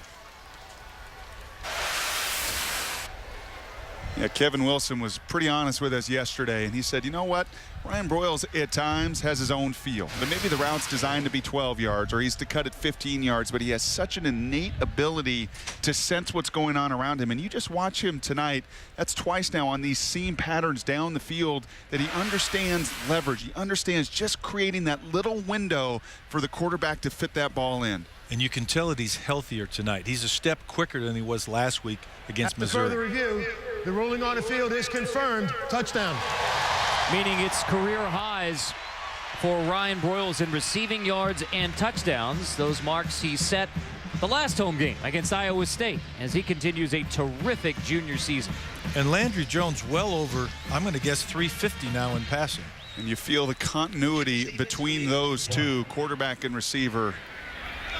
Talk about the feel that Broyles has. Boy, their sense of timing between those two is really good stuff.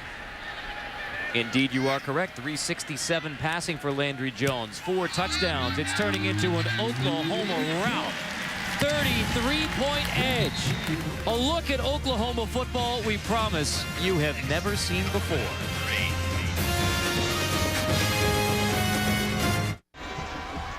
This is a look from our exclusive look from Coffer Cam on the Boomer Schooner. This is the wagon that runs around the field. I'm not sure that many folks would say they would like this look of the horse's rear end, but nonetheless, giving you a look at Oklahoma football you've never seen right up the tunnel. And by the way, the Boomer Schooner, the wagon itself, the Conestoga wagon, that is the official mascot of OU. How would you like to ride that from the East Coast all the way to the lands of Oklahoma? That might get a little sore. I don't think they ran that fast, but still. And in case you're wondering what the Sooner is, that basically alludes to the land rush, the Oklahoma land rush, and those who maybe left a little soon as they were supposed to get the land. But that is a tradition that is honored here. They're just quicker than the others. Just a little bit like this Oklahoma football team. Quick with the land grab and the snap. This is Trayvon Patterson cutting it back. Good return from Patterson for the Buffaloes across the 40, answering the Oklahoma touchdown. Let's go back to that third touchdown catch from Broyles. Yeah, we've seen Broyles in the slot in all different functions today. And if you're a free safety tonight, after all the damage that Broyles has done, Ray Polk, you get flat-footed, you lose your eyes for 1 second, and you're dead. That's all the difference it takes when a quarterback and a receiver are on the same page. And again, the play action fake causes your eyes not to be right. So it's a 33-point edge for Oklahoma as Colorado gets the football for the first time in the third quarter. Cody Hawkins quarterbacking Colorado, completing to Paul Richardson, true freshman who dismissed from UCLA, ended up at Colorado. Demontre Hurst on the stop. They like Paul Richardson a lot. They say he's the fastest, maybe most explosive receiver they got. Very inexperienced, true freshman. But again, they like him. And he and Cody have a little bit of chemistry because they worked on the second team together most of this season.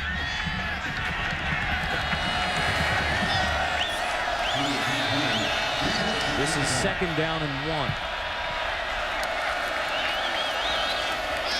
Stewart running behind the left side of that line, anchored by Nate Solder, the 6'9", 315-pound left tackle on that Colorado offensive line, named this week a finalist for the Campbell Trophy, which they say is the kind of the Heisman Trophy academically for student athletes. Graduated already with a biology degree, now a master's degree program in integrative physiology. A 415-pound clean, 7% body fat. That's why those NFL scouts are enamored with him. He is number 18 on Mel Kiper's big board of NFL draft prospects. And Solder rolling the pocket for Colorado. Hawkins pass incomplete, intended for Richardson. What used to be called the Dratty Trophy, now called the Campbell Trophy, given by the National Football Foundation. Some excellent scholars and scholar athletes. I mean, that's a great list of football players, including a couple Heisman Trophy winners. Is that right, Stone Phillips? Right, another broadcaster. Wow. Yale University, Steve Young at BYU. He is a finalist. A few quarterbacks on there: Baker, Beeben, Young, Mark Harmon. Don't forget about him. Doug Flutie. Yeah, that's. Is your name on there? No. No, Buck, you were academic all Pac-10, right? Is that right? I don't know if I had the football to match, though, unfortunately. Cody Hawkins eludes the pass rush from Jeremy Beal. Steps up, throws to a wide open receiver. It's Scotty McKnight for a touchdown. Beal nearly got to Hawkins. Instead, it's a 51-yard touchdown pass play. The Buffs are finally in the end zone. Two wily veterans. Cody Hawkins keeping his eyes downfield even as he's scrambling, and Scotty McKnight working to get open and then knowing he can't beat them with the speed, but cutting back to score the easy touchdown. Keep the play alive. We've seen this a number of times tonight. You would expect it from the fifth-year senior. He's not a scrambler. He does not lose vision. Has that feel for the all-time leader in the history of Colorado in reception, Scotty McKnight. 4th touchdown catch of the year for Scotty McKnight. Longest Colorado play of the game as the Buffaloes are in the end zone.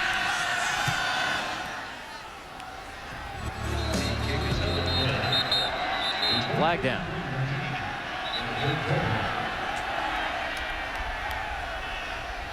It's now Oklahoma 36, Colorado 10. Offside. Defense. Number 21. Penalty would be declined. Can we get on the kick? Cody Hawkins says, Can we get it on the kick? Yeah, can we take it on the kick? Yeah. Does it surprise you? He wants to be a coach. Keep your ESPN's College Football Prime Time. Brought to you by Taco Bell. Think outside the bun.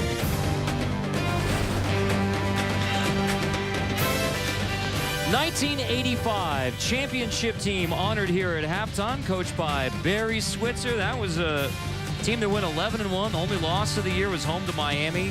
Starting quarterback Troy Aikman, and he went down against Nebraska, so it was Jamel Holloway, the dual threat quarterback. Brian Bosworth, the sophomore on that team. Keith Jackson, the tight end, a sophomore on that team as well. They beat Penn State in the Orange Bowl to capture the 1985 national championship. Even back then, very important to have two quality quarterbacks. A couple of them, George Troy Aikman, then transferred to UCLA. And he had a pretty good career after that. Well, the closest chase in history is headed to Talladega, a track known for taking out contenders in cup races for years. Jimmy Johnson, Denny Hamlin, and the rest of the crowded field. Chase for the NASCAR Sprint Cup continues. The AMP Energy Juice 500 at Talladega, ESPN, tomorrow at 1 Eastern. Only 4 races remain. Speaking of Talladega, did Ricky Bobby show up on as the guest predictor today? What did Lee say? Will Ferrell. Not so fast, Anchorman. I thought that was the best line through the giant mask. Corso going as himself. That's DeMarco Murray getting a 10. And DeMarco Murray running with more power this year. This is the first year he's been healthy from season to season, so he can actually work out, improve his fitness, and he's ready to go. Murray picks up the first down here. And I think that's lost on many people. It is what they factor in. They see the injuries during the season, but they don't realize how much you lose out on between January and August when you're rehabbing and it's surgery and it's torn hamstring and it's dislocated kneecap. You lose that opportunity to get better in the offseason. So did some MMA training. He says he spent a lot of time in the baths, hot bath, cold bath. Jones fires incomplete, intended for Broyles, and some yoga stretching, trying to keep all those muscle groups loosened up, healthy. Well, it's your primary opportunity to gain strength and or to work on speed or agility, athleticism. In season, you can't work on that. You're doing game plan, you practice, but in the off season is when you can make the gains, strength, flexibility, etc., to protect you throughout the season.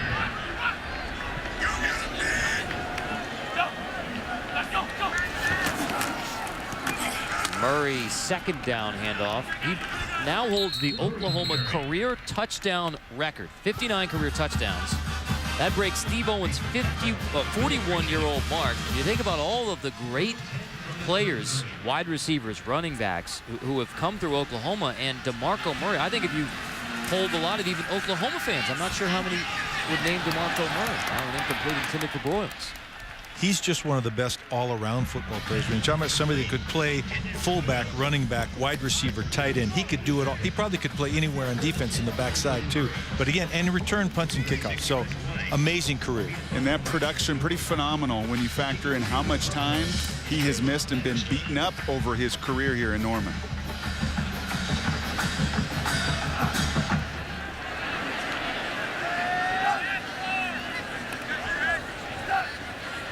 DeMarco Murray has a great sense of Oklahoma running back history, too, including Joe Washington, who's become a mentor for him here. As Patterson makes a grab at the 20. And speaking of great Oklahoma running backs, the guy who DeMarco Murray broke the record, Steve Owens, who had that record for 41 years, Greg Pruitt here in the early 70s. Then there's Joe Washington in the mid-70s. And he just gave it to Billy Sims. They kept it rolling. Marcus Dupree. 1.5 years as a Sooner. We know about Adrian Peterson, and now we know about DeMarco Murray. Marcus Dupree, if you don't know much about his career, there's another great 30 for 30 documentary film coming on ESPN about Marcus Dupree. It's been a terrific series. I think one of the best things on television last year. That series of 30 for 30 premieres Tuesday, November 9th, 8 p.m. Eastern on ESPN. We got a little sneak preview of that earlier today. Looks like a interesting look. I'm going to watch that one. That one piqued my interest. And again, I had to defend. Of all those guys, I would vote for Adrian Peterson because I had to defend him 3 years in a row. 204, 5, and 6 in the bowl game and regular season. He is an amazing running back. He's done it again at the next level. But they're all great. And we haven't discussed your previous trip to Norman as the coach of the Oregon Ducks. We probably don't want to discuss that one, to tell you the truth. It was close into about the middle of the third quarter. Then they brought in Adrian Peterson, made his debut against us, and I think he had 100 yards in the fourth quarter. From Palestine, Texas, is Rodney Stewart, junior running back from Westerville, Ohio. Talked about how he was a lightly recruited player. MAC schools were offering the opportunity to walk on, but continuing a tradition out of Brookhaven High School, Terry Glenn walked on at Ohio State, ended up being a fantastic player for Ohio State in the NFL. Now Rodney Stewart ends up being one of the great backs in Colorado history, lightly recruited out of Brookhaven High School.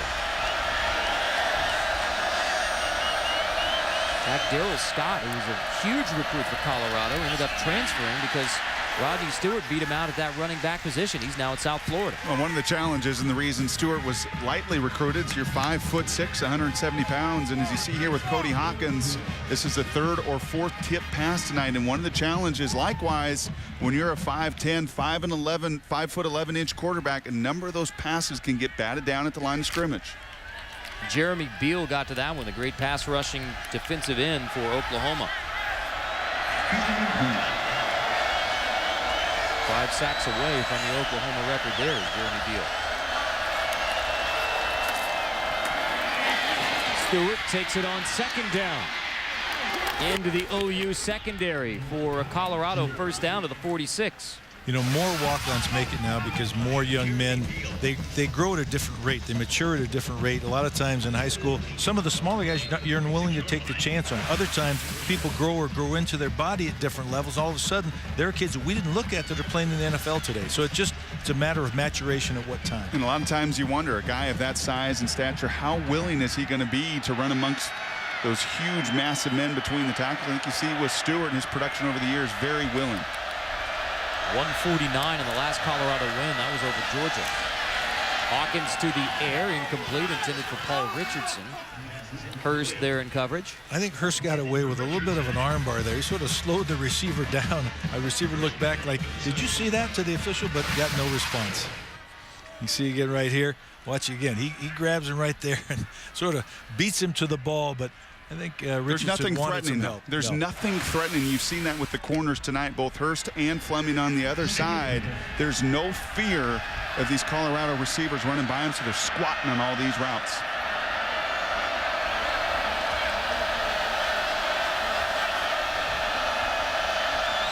Richardson goes in motion for 2nd and 10.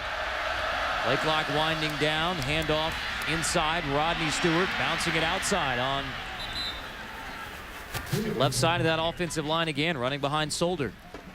You know, Stewart has proven that he is, one, tough enough to run inside, as we talked about earlier, but also quick enough and a slasher to get to the outside and put the stress on the defense on the edges. And I love that shot as he's around his linemen. Just look at the size of those guys for Colorado. 6'9" in Solder, 6'8" for right guard Miller. It's one of the biggest, tallest offensive lines in all of college football. Colorado has been moving the football all year long. It's just the points on the board that have been lacking. Only one touchdown tonight as Stewart is wrestled down and dropped on 3rd and 1. You know, he's been tremendously effective this year. 12 out of 13 times in 3rd and 1 or 4th and 1, he's converted. Again, kudos to the Oklahoma defense for stopping him right there. Travis Lewis and Sam Proctor in on the tackle. Whenever you're pulling those offensive linemen, penetration destroys those plays. Oftentimes in these 4th and 1s, it's risk reward. If you can get those big fellas out in front, you're going to convert. But you get penetration in the middle of that line, as they Sooners did on that play, it's dead. Wouldn't be surprised to see a fake here, although Oklahoma's playing solid defense to make sure they don't. The 7th Colorado punt of the night, caught by Broyles inside the 10, and he is backed up inside the 5. Well, you probably heard about Miami of Ohio as the cradle of coaches. A lot of legendary coaches have come from there. But there's a school out west that has produced many successful coaches.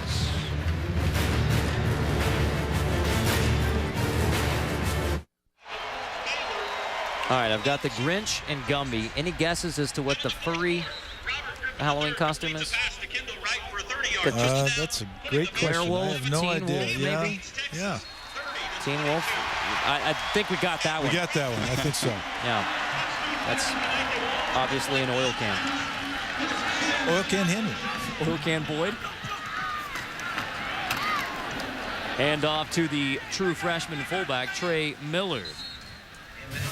Well, roadblock Saturday, and those Oregon Ducks and the Auburn Tigers have appeared to avoid the roadblock. Now, TCU still playing at UNLV right now, an early 7-0 lead for the Frogs. Road not so kind to Michigan State and Missouri. When you go on the road, you've got to play your best football. When you go into hostile environments like Nebraska and you're not sharp and you give up what they gave up in the run game, now you're going to find a way to lose. Jones completing out of the backfield to Finch, who takes a pop from Jimmy Smith and hangs on. Well, there's a difference. You were talking about supporting that outside, the swing passes and the screens, not just playing all that man and running the corners off. Jimmy Smith's a guy very capable when you play that cloud coverage of being the support guy, because he's willing to hit at 6'2" and 210. 3rd and 6.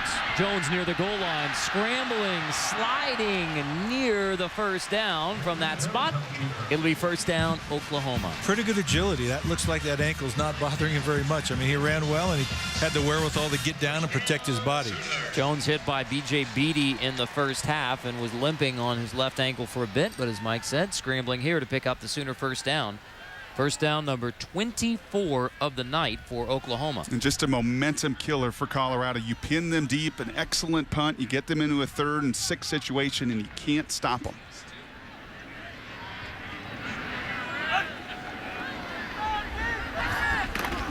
On first down, it's Finch again out of the backfield across the 20 as we check in with Wendy.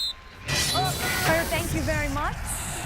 Another unbeaten on the road, TCU playing at Vegas, UNLV, and the Horned Frogs up early. Ed Wesley with the 1-yard touchdown run. It's now 20-0. The start of the second quarter, and this one's the final. Oregon avoids trouble on the road. They defeat USC. Well, Will Ferrell was wrong about the pick. It was Oregon indeed, as Millard goes rumbling to the 35 for OU. Ducks survived that tough road test, Mike. Yeah, I thought they would. I thought, again, SC would score points, but Oregon's offense would wear them down, and late in the game, fourth quarter, I thought they would take the lead. But Millard doesn't look like a fullback right there. He looked more like a tailback to me. Landry Jones on the roll, completing to Rattery. How about the night for Trent Rattery, the former walk-on tight end who had only 5 catches in the previous 7 games. 3 grabs tonight for the Sooners. And when you run that play, when you start to run the ball and you tie that up with that play action pass, watch the safeties, watch the linebackers, watch the influence of just enough run game. You get all that movement. Not an easier pitch and catch in football. Flag down here as Finch spins inside the 10. Rattery had only 84 receiving yards coming into tonight, has 89 tonight. And that play really epitomizes what Kevin Wilson said to us. He said, you know when our rhythm is? It's not our pace of play and tempo and no huddle. We get into our best rhythm when we can run the ball. Holding, number 77 of the offense. 10-yard penalty from the previous spot. Remains first down. And there are certain quarterbacks that really thrive in the play-action pass game. And Landry Jones, even at his size, and we saw it with the scramble there, Mike, he's athletic enough and he's very comfortable in the play-action pass game. I think Landry Jones is a good enough athlete to play in any offense. I've said that we recruited him for the Oregon offense. Even though he's not the prototypical spread option guy, he would have been effective in that offense. On 1st and 20, here's Landry Jones. Again, it's Murray out of the backfield. Minimal gain here.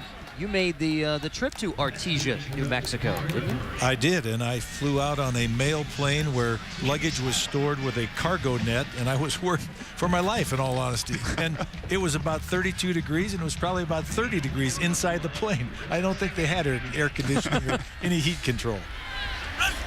And we didn't get him, so it was really a cold trip. On 2nd and 19, Jones completing over the middle. That's Cameron Kenny. How about the praise from Bob Stoops saying that Cooper Henderson, the head coach there at Artesia High School, ran one of the best practices he has ever seen. That is high praise from Bob Stoops, a man who comes from a coaching family himself. That is, and he's seen a lot of great programs across the nation because of the people they recruit, so that is high praise. 433 passing yards now for Landry Jones. That is a career high. Trying to add to it on 3rd and 12. Stepping in the pocket, throwing, and it is caught. How about the grab in traffic by Trey Franks, the true freshman from West Orange Stark High School? That's the most dangerous throw tonight from Landry Jones, who had a couple interceptions a week ago. There is a lot of white jerseys and a tremendous amount of clutter for him to fit that 3rd down pass in. A lot of trust in his wide receiver, and that's only a freshman, but they really like Kenny Stills and Trey Franks, the 2 true freshman wide receivers. They think that they have, one, the skills to be great, but also the mentality to be great. That is Chidera Uzo-Deribe, the talented freshman defensive end for Colorado, who's slow getting up after the play. And it's one thing to get gashed on a seam route and the deep overeat we saw from Broyles earlier. But really a bad sign for you tonight defensively when you've got people covered, you're in the right zones, and you can't find a way to knock that ball down. Well, that's bouncing back from the poor performance at Missouri with a career high 448, and there's still 5+ in the 3rd quarter. 1st and goal here for the Sooners. Jones to the corner of the end zone. Flag down. This will be pass interference against Jimmy Smith. Apparently, Kenny, the intended receiver.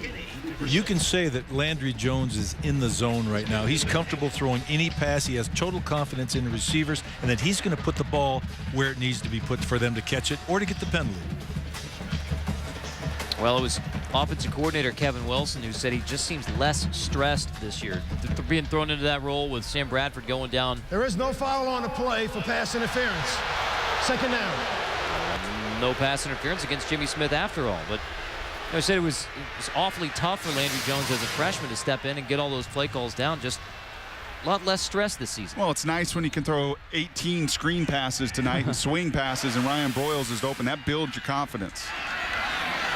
And that pass interference was called off because Jimmy turned back and played the football in the air. So 2nd and goal for the Sooners. Murray straight ahead. Touchdown, Oklahoma. TD number 60 of DeMarco Murray's Oklahoma career, the all-time Sooner leader. You know, when you tell kids after they score, act like you've been there before with him 60+ times. That's or right. Whatever. And how about the freshman fullback Millard there cutting down the linebacker? They really like Trey Millard, 6'2", 246, leading the way. He's got a lot of football left to play here in Oklahoma. That may have been one of the easier ones in his march to 60 in the school record. I think Millard could be a Seth Luttrell type fullback for the Oklahoma Sooners. With the 2000 championship team. PAT is good, 43-10. Now, we told you out west there is a school that has produced football coach after football coach. It's almost becoming the cradle of coaches of the West Coast. Dan Hawkins went to UC Davis, and here are all the great coaches who have spent time at UC Davis. Of course, Paul Hackett, Gary Patterson spent a year there, and Chris Peterson. Brock, that's a great list. That is a really, really fine list. And that's is that it? That's it. Those are the great UC Davis coaches. Except who's this guy? Is that McConaughey from Dazed and Confused there? Okay. Who is that? All right. I didn't have money for haircuts back then. Yeah. That is Mike Bellotti, our beloved fellow broadcaster, former Oregon head coach, and former UC Davis. Yeah, not only a tight end and wide receiver. I mean, they call it the miracle game in Mike Davis's UC Davis career. Let's see, final touchdown, the miracle game. The Aggies beat Cal State Hayward 30-29, 16 points in the final 20 seconds for UC Davis. Pretty amazing. I will tell you that altered my view of football, because I believed then you could win every game you played, no matter what the score was. Was that called a power stash back in the day? What was that? What kind of? I don't know. That was, again, you don't shave, you don't cut your hair. You know? If Oklahoma, a lot of money. Yeah, if Oklahoma scores a couple more touchdowns, we're going to get a montage of the Mike Bellotti mustaches through the years, I think, and comparing and contrasting. Paul Hackett was my freshman football coach, actually. I want to set this perspective just a little bit. And I had to coach against Chris Peterson and Dan Hawkins from other schools when I left UC Davis. When you look at Dan Hawkins, in all seriousness tonight, it's been a rocky 5 years for him at Colorado. As an alum, and associate at one time. How challenging is this time? It's very challenging. And again, having your son on the team who's the quarterback, that probably makes it doubly difficult. But basically, it's, he'll be judged on the body of work. He was 19-37 coming into this game, 2-21 on the road. That's very difficult. He's won everywhere else he's been. He's won championships. He's a quality coach. It just hasn't worked out here yet at Colorado. I was Willamette University, an NAIA school, went to a championship game there, 5 very successful years as head coach at Boise State, but this is year 5 at Colorado, and the wins just haven't been there. He knows better than anyone in today's day and age, after 5 years, if there's not enough wins and losses, then it's going to be a tough sell. But there's still football to be played in 2010. I mean, this is a team that 3-4 right now. They were 3-1 going into Big 12 play. You beat Georgia. It's been a down year for the Dogs, but still, you beat Georgia on your home field. And in dramatic fashion, I mean, they made plays late in the game. They've been dealing with injuries this year. We talked about the quarterback, Tyler Hansen, being out. You're also without your leading tackler now, John Major, out at least 2 weeks with an MCL sprain in his knee, and that kind of continues the bad mojo around Colorado football the last few years. The one thing, though, Coach Hawk and his other coaches talked about, the players don't seem to be affected by that. They don't really listen to that outside stuff. He thought that they were very focused in practice this week, had a great preparation week in terms of that, but still, they're outmanned here on the field tonight. I talked to Cody Hawkins this week. Dan's son, quarterback now, has dropped the pass on 2nd down to Rodney Stewart. And Cody Hawkins plans when football is over with. He wants to get into coaching, but I thought it interesting. Cody said, I want to get into coaching, but I really enjoyed when Dad was a high school coach, a small college coach at Willamette, and then when Boise was still a relatively small program when Dan Hawkins was there. He said, I like kind of that family atmosphere. It's been a rough 5 years for Cody and Dan Hawkins, the two, and Colorado fans, and that's a difficult dynamic when your son is a quarterback and sometimes not playing great at quarterback, so you go to somebody else at quarterback, and now the son's a backup. Here he is in the starting role again because of the injury to Hansen. On 3rd down, Cody Hawkins completes to McKnight for a Colorado 1st down. When coaching is coaching at any level, whether it's high school, JC, college, you do the same things, and you're basically a teacher. There's a lot more trappings surrounding the game at this level, a lot more scrutiny, but it doesn't change the coach-player relationship, and if it does, you shouldn't be coaching. And again, the one thing about Colorado, they can still win a lot of football games this year. They have nothing to worry about now. They can play loose and say, hey, so we didn't win this game. Let's go out and win the next game. Let's play for ourselves. Let's play for the name on the front of the jersey. We'll have 3 winnable football games coming up. And they have 3 wins now, so November 6th at Kansas. Then home versus Iowa State, home versus Kansas State before you close out with a trip to Nebraska. So those are 3 winnable football games. I mean, even though it's 0-3 in the Big 12 right now, this is a team that still has a chance of going to a bowl game. You're right, and 2 of those 3 games are at home, and they obviously play much better at home in terms of the conference. Hard to believe that this was a Colorado team who was recently at the beginning of this decade. I mean, from 89 to 99, they went 8-0-1 against Oklahoma. Tony Clemens drops that pass. Well, think back to those years and those teams. Recruiting and talent is the lifeblood of your program. It is. And talking to Dan Hawkins and the shape that the program was in when he took it over, the lack of numbers, the lack of offensive linemen. The problem is no one wants to hear those explanations 5 years later. They want to look at the product on the field, and unfortunately for him, I think the most difficult evidence is what we've seen tonight. An inability to go on the road and find a way to win. Just with a loss tonight would push his career record on the road to 2-22. At Colorado, 15 straight. Flag down. False start. And the one thing he's talked about is he and his staff. False start. Number 17 of the offense. 5-yard penalty. Remains 3rd down. He and his staff have improved the strength quotient and the speed quotient of the players in the program significantly, but it hasn't resulted in the needed wins on the field.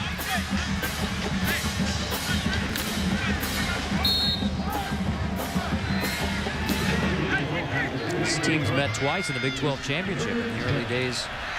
Colorado from Big 12 North, Oklahoma for the Big 12 South. All Oklahoma even tonight, 33-point lead as Hawkins rolls and throws on 3rd and 10.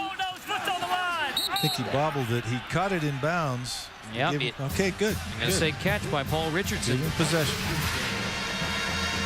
You see it here coming down the field. Nice move there to freeze the defender. Broke outside. Has to have control. Ooh, I think they gave him that call. Now just 1 foot in bounds is the rule in college as opposed to 2 in the National Football League. Play will be under review. I thought they might. It looked like he was bobbling the ball going out of bounds. The foot was in bounds, no question, I believe, but he did not show complete possession to me. We don't see it as much from this angle. The foot is in bounds, but he's bobbling the ball. I think he steps out of bounds. I think this may get overturned. The definition of the rule: a player gains possession when he secures the ball firmly by holding or controlling it while contacting the ground in bounds. The ball is then in player possession. Actually, with that view, it doesn't look like it's ever not in control. So again, I'm not sure there's enough to overturn it. From that angle, it looks like it was rolling in his hands. But again, he possesses the ball. Foot's definitely in bounds, got the ball, but it just looked like he left possession for 1 split second, but might have regained it before his foot touched down out of bounds. The other California receiver for Colorado, Trayvon Patterson, has an ankle injury. His return is questionable. And that hurts him more in special teams. He's very dangerous as a kickoff returner, punt returner. He's got great speed. They've sort of waited for him to ignite the spark as a receiver. He hasn't been as consistent catching the ball, but he definitely can fly. And that's Richardson, and when you hear a coaching staff say he is our most explosive player, that speaks to some of the challenges of recruiting. He's a kid that came into Colorado very late, was one of the 3 kids at UCLA that Rick Neuheisel dismissed from his program. He comes in 2 days before camp, and now he is your most explosive playmaker. I mean, in the receiving corps, you have Scotty McKnight, who walked on, Tony Clemens, who's a Michigan transfer, Trayvon Patterson, USC transfer, and Paul Richardson, who began his career at UCLA. And that's your top 4 receivers. They've had some turnover at the offensive coordinator, wide receiver coach positions on the team and the staff, and that may be one of the answers. But they've been attractive enough and obviously been a place that some of these transfers felt they could go and play, and I think it's definitely improved the caliber. What's the difference? Because it is Carter alluded to there, and we can all remember the years, the Bill McCartney years in the heyday. After further review, the ruling on the field is confirmed as a catch. First down. And it's Cordell Stewart, and it's Darian Hagan, and it's the Michael Westbrook and the star talent. You can still recruit that to Colorado, can't you? I believe so. I don't know about their facilities. That's always a question nowadays in this arms race, is how are the facilities? It's a great stadium on campus, beautiful setting. I know a lot of people say it's a great place to live and that type of thing. So, but success on the field predicates a lot of decisions. Hawkins heaves it deep on 1st and 10, batted away. Richardson intended again. We check in with Wendy. Carter, thank you very much. Utah State on the road at Nevada. Colin Kaepernick here has 102 rushing yards in this game. Here's how he got 59. That'll make it 28-0. It's now 35-0. Remember, Nevada and Boise State poised to face off November 26th. Kaepernick is the poor man's Cam Newton. Maybe not the size and the girth, but he is an explosive talent in the WAC. Brock, you mentioned Darian Hagan, star quarterback, late 80s, Colorado. He's now the running backs coach for the Colorado Buffaloes. This is the 20th anniversary of that championship year. Incomplete. Clemens nearly comes down with a great grab. Jamel Fleming there in coverage to knock it away. 20 years ago, Eric Bieniemy, 1,700 rushing yards. Hagan there at quarterback. It makes it even tougher when you're in year 5 as coach of the Colorado Buffaloes and you're on the verge of 0-4 in the Big 12. And people are celebrating the 20th anniversary of that national championship. Bill McCartney's team. 20 years is a long time. Long time in recruiting. Most young people's memories go back 3 or 4 years in terms of college football. Hawkins long drop to the air again on 3rd and 10. Incomplete, intended for Richardson. Hurst nearly got his hands on it.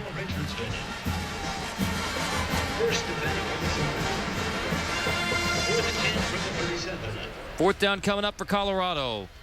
Cody Hawkins and the Buffalo offense stays on the field.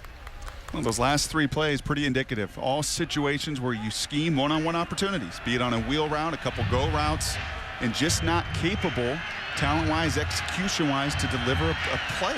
Be a playmaker in those situations.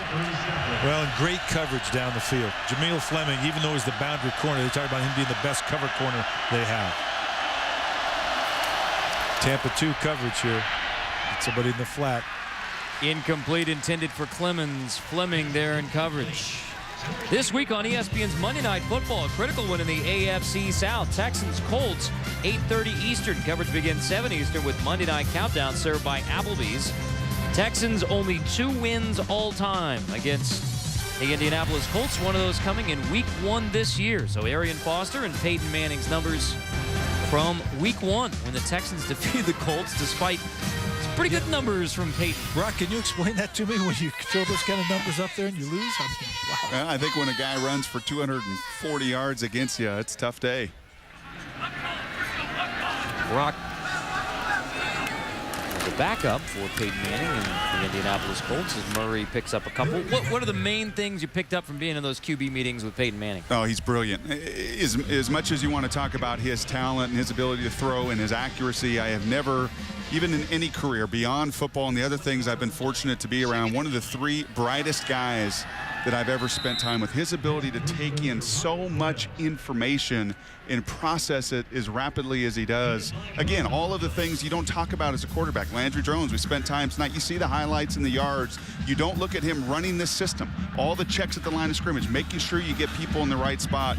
Peyton was and is at a level unlike anybody else on the planet. 3rd and 5 here for Landry Jones. You see him getting the offense lined up. Only 1 deep safety back for Colorado. Jones takes a look at that. Splits Murray out of the backfield. Throwing on 3rd down. Dropped by Brandon Caleb, senior from Richmond, Virginia. Now, I want to go back to getting everybody set. I mean, how big of a challenge is that for Landry Jones when you've got the up-tempo, trying to snap it quickly type of offense? Well, you said it yourself earlier, and when you quoted Kevin Wilson, is how much more comfortable he is year 2. Peyton's been in the same system for 13 years. I mean, he knows that like the back of his hand, so he's able to play so fast. And you see now with Landry Jones in his 18th start how much more at ease he is with handling every nuance within this system. Tressway's punt. Short one, bounce at the 28, takes an Oklahoma roll all the way to the 13. You can build your own campus from scratch with ESPNU Collegetown. Find your school, pick your buildings, recruit players. You can even challenge friends across the country. Go to BeTheDean.com, like millions have. Start playing now, BeTheDean.com. I wonder if ADs are looking at trying to figure out and taking some ideas about where I should put my dorms and you know, this or that, the facilities. And well, this is a pretty good setup here. We've seen a lot in college football. I've been fortunate to be around a lot of really good facilities. Where what Oklahoma has built here with all of their decades of success and tradition, Be the Dean, this would be a good one to try to mimic. We talked about how Colorado football down after those great years. I mean, it was only as Hawkins sends that one incomplete. Intended for the cornerback Hurst. But, I mean, when Bob Stoops took over this program, this seems like a long time ago, beginning of the Big 12. The 3 years prior to his arrival, Oklahoma went 8-16 in the first 3 years of the Big 12. Since then, 79-18, with the Big 12 leading 6 conference titles for the native of Youngstown, Ohio. Bob Stoops is an outstanding football coach. He does a great job. I don't think sometimes he's as appreciated as he should be. But again, after a loss, everybody doesn't quite appreciate the head coach. But he recruits well, he coaches well, his teams are prepared, and they're talented. But they use that talent to their advantage. That's Stewart for a pickup of 7, 2000 national championship.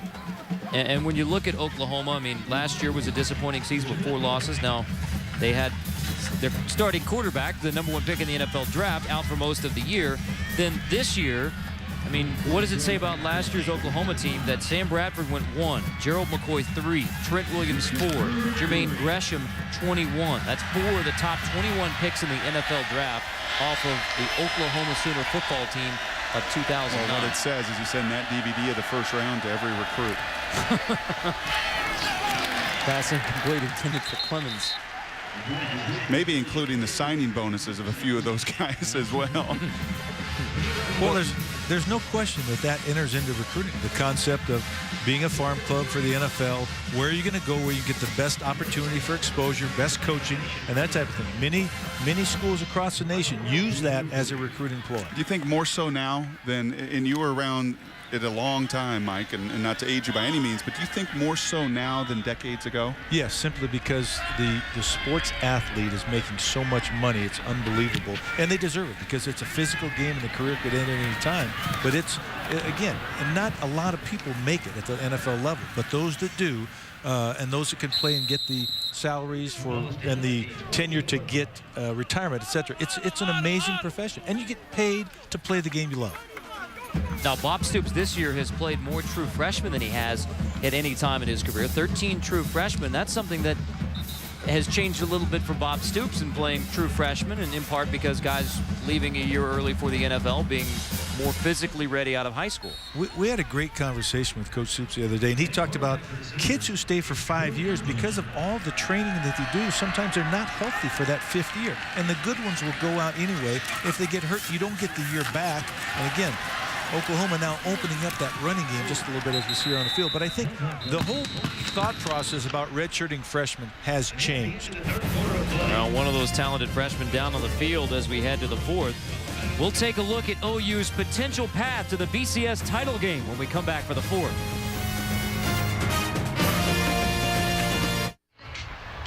Last play of the 3rd quarter, an unfortunate one for Roy Finch in Oklahoma, the talented true freshman running back. Watch at the end of this play his hand and his face mask.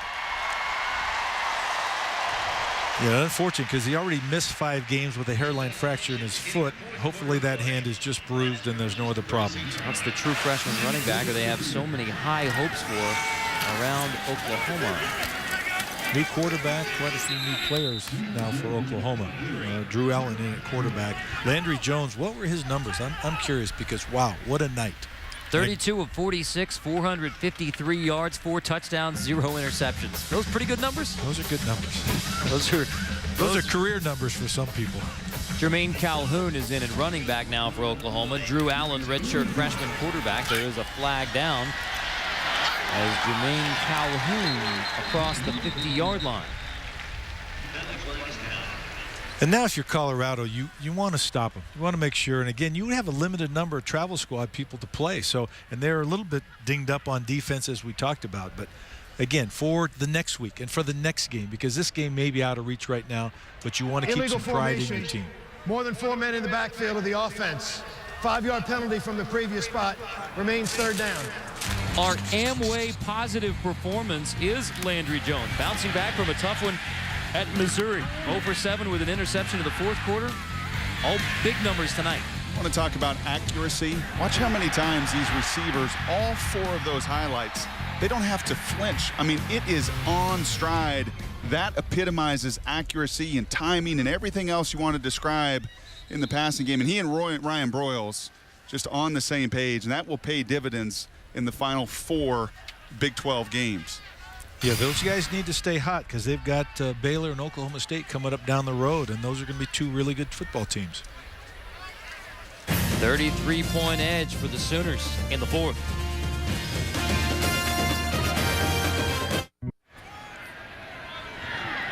Make your own Halloween or monkeying around joke here.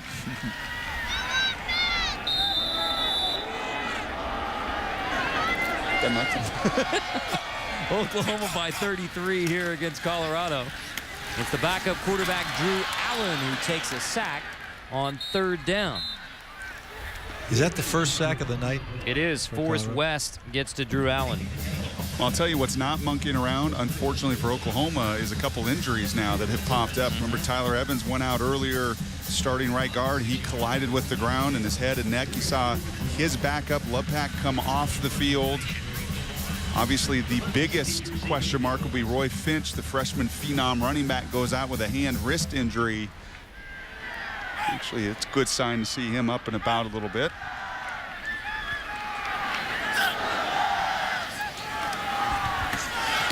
Tressway punts it away. Clemens makes the grab, hangs on to the football, but no return.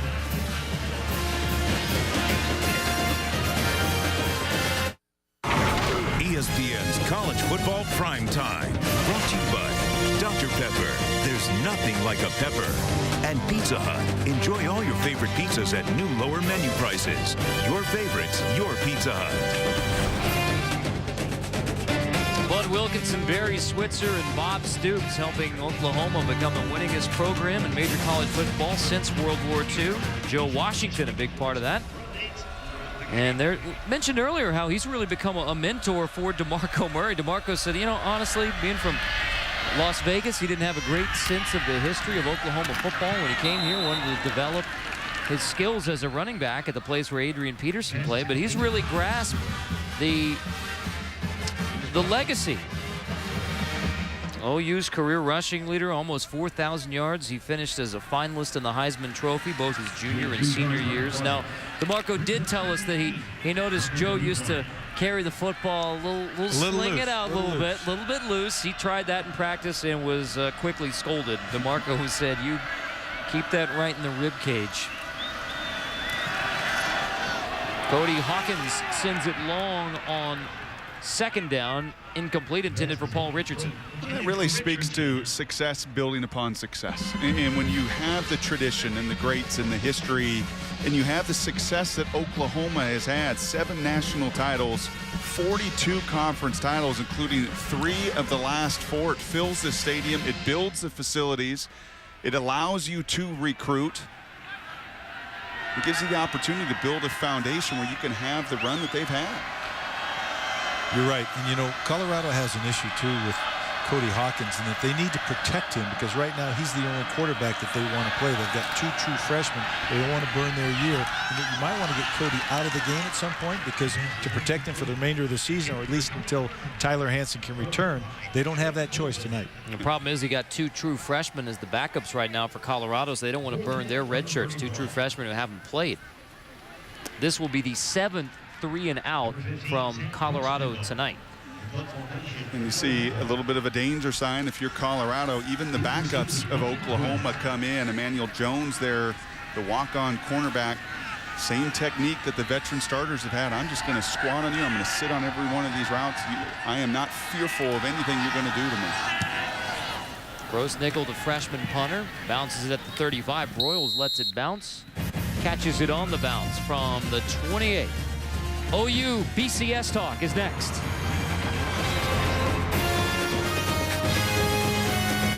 Join Boomer and the gang for Sunday NFL Countdown, 11 a.m. on ESPN. He was the most gifted player that I ever coached. Goodbye, Marcus. 20, 10, 5, touchdown.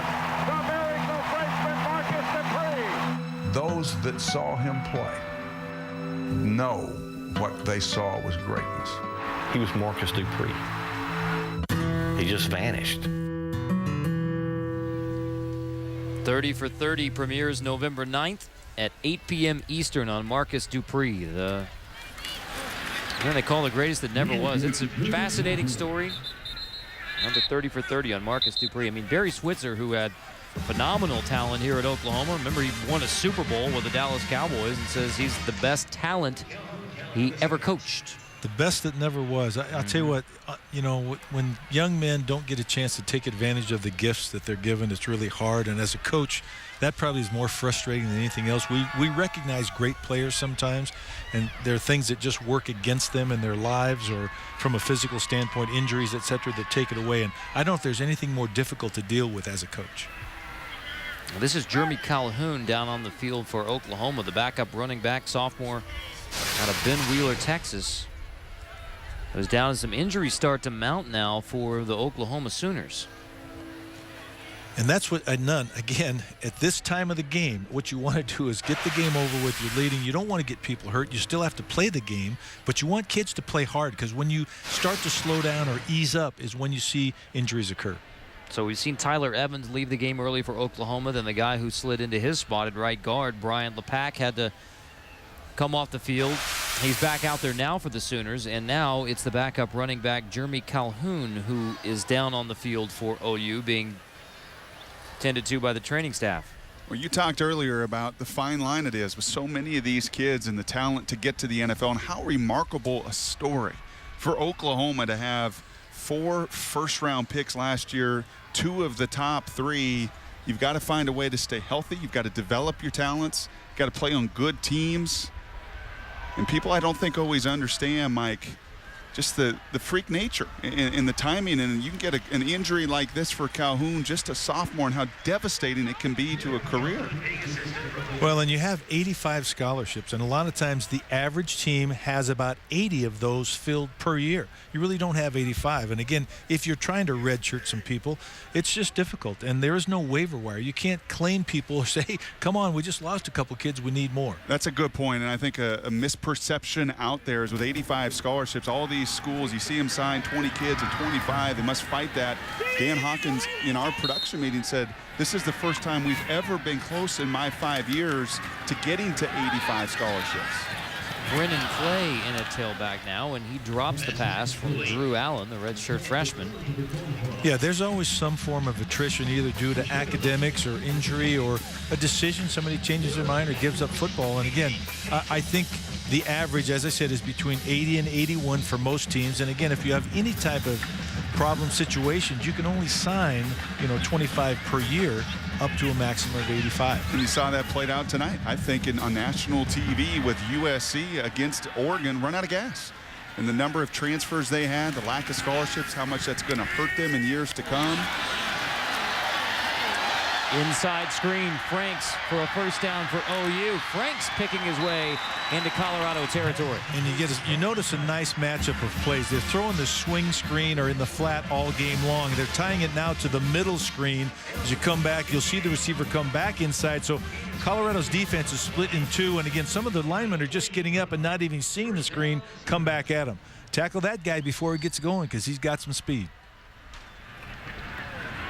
Franks, who won the 100-meter relays at the Texas Relays last year. He wore number 9 at the beginning of the year. Now he's number 2. And winning that race, that's pretty fast. That's pretty good company. Allen gets the play off, handoff to Brennan Clay, freshman from San Diego, California, Scripps Ranch High School. And now you're seeing a number of the backups, and the majority of which are freshmen for Oklahoma. And offensive coordinator Kevin Wilson told us yesterday they've had a lot of good classes here in Norman. That's how you win all these championships and the national championship. But this group of freshmen may be the best they've ever had in their 11 years here.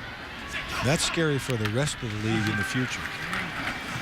Allen to throw, caught, first down, Oklahoma. That's Brendan Caleb with just the 3rd catch of his senior year. I think Jaleel Brown thought he had knocked that pass down. He thought he had it defended well enough, but great catch, great concentration by the receiver. We said this a few times this year in some of these games where you have a young quarterback, a backup, Drew Allen, just a redshirt freshman. These are valuable opportunities and valuable reps. And even though many may believe this is garbage time, this is so much more valuable than those reps right across the stands on the practice field. And you want to run your offense. You want to run the whole gamut, not just hand the ball off, because that doesn't make the quarterback any better. He's got to make the calls, make the decisions, throw the ball down the field. And some people think it's running up the score, whereas it's the best form of practice that you can get. Nice cut back there from Brennan Clay to pick up 9. Allen is a former Mule. Alamo Heights High School in San Antonio, Texas. And a bright kid, and you find that as well as you dig through a lot of the Oklahoma players up front. We talked about Gabe Eichert, valedictorian at his class. Drew Allen, a 3.8 high school student. And Kevin Wilson said that about this crew as well. The reason we can play this many freshmen, because their ability to assimilate within the system and really learn the concepts, process what we're doing. football is not a game for unintelligent people, contrary to some people's beliefs. The reality is moving this fast, calling these plays, knowing the assignment, all of the communication between the offensive line, some of it verbal and some nonverbal prior to the snap, is amazing. And it's a whole course of study that requires time and focus and concentration. There's still nearly 10 minutes to go in this game, and Oklahoma has 612 yards of offense. Mike, you said it earlier, just the number of plays. Right now, this will be the 84th play that Oklahoma has run tonight. That's not even getting into the yards and average per play and all those numbers. If you can run 84 plays on a team, and there's still a lot of time to go, that tells you that you're doing basically everything you want on the football field. And much of this built in the first quarter success. And this Colorado defense is beat up. It's thin. We have seen the same players having to play now late into the fourth quarter. They simply don't have any other bodies to run out there. When Oklahoma was on the field, as much as they were offensively, Colorado had 4 3-and-outs out of their first 5 drives. This was destined to happen. Oklahoma running the football now, but 498 in the passing game tonight. That is an OU record. Let's check in with Wendy. Carter, thank you. An update from the baseball diamond. It's the World Series. Neftali Feliz gets Juan Uribe swinging. The Rangers win it 4-2. The series now, Giants 2, Texas 1. Baseball tonight coming up right after this. Sure, one of the things the guys are going to be talking about on baseball tonight, the pitching rotation now for the rest of the series. It was, if you could get to a Game 5, it's Cliff Lee again for the Rangers, and now with Texas win tonight, that means there'll be a Game 5 in the World Series. If you go to Game 6, it's C.J. Wilson.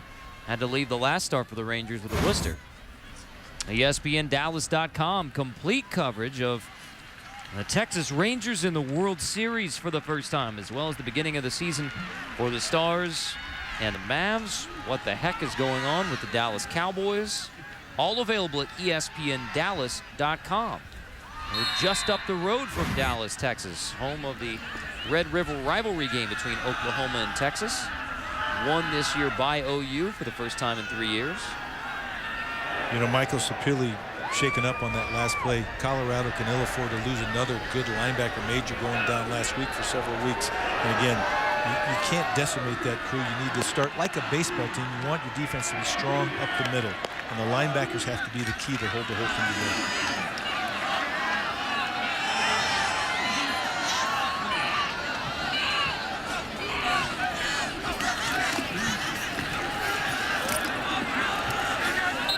Russell stood up at the line and driven back. Didn't get it. Back up fullback.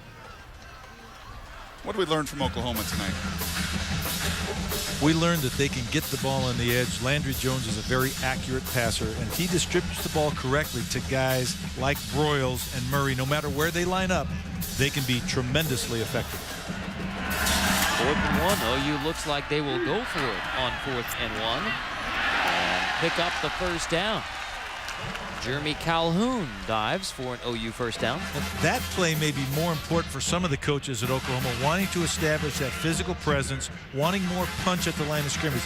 We still haven't seen them knock the ball, people off the ball inside, but they don't need to when they can get their linemen to release to the outside and they can block people effectively in space. That's right. It's going to be, I think, a bit of a work in progress still. And they go on the road and have 2 difficult games on the road to end the season. And who would have ever thought coming into this year that the Baylor Bears on the road leading the South Division are going to be the marquee game here down the stretch.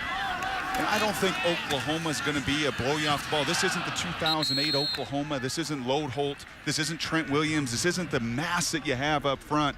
This is going to be a more athletic crew, and if they can get Finch involved and seeing some of the locals here at halftime and walking the hallways with them, he's a guy that everyone is excited and enamored with, along with a DeMarco Murray, a Ryan Broyles. If they can have some of that mix and balance, they're going to be potent on offense. You know what? I wouldn't be surprised to see Oklahoma be a little bit stubborn here and just keep running the ball from these power formations. Say, hey, we need to get better at this. Let's practice it right now while we have the game in hand. Let's see if we can knock some people off the ball. Let's get some stuff on film that we can learn from. Brennan Clay is the running back. He picked up the last first down for Oklahoma. This is the first down to Oklahoma of the second half. Timeout OU. Sooners trying to run out a 33-point win over Colorado. From Mozart to Elvis Presley here in Norman, Oklahoma tonight. Is another one of the UC Davis alumni? Elvis or Mozart? Bad haircut, is that what you're saying? I left tickets for Elvis. I don't know if you picked them up. You and Jerry Glanville both. Well, there were some suspicious minds among the Oklahoma fan base after OU went down as the #1 team last week at Missouri. But it's I think they been all OU quieted here. some of those suspicions tonight.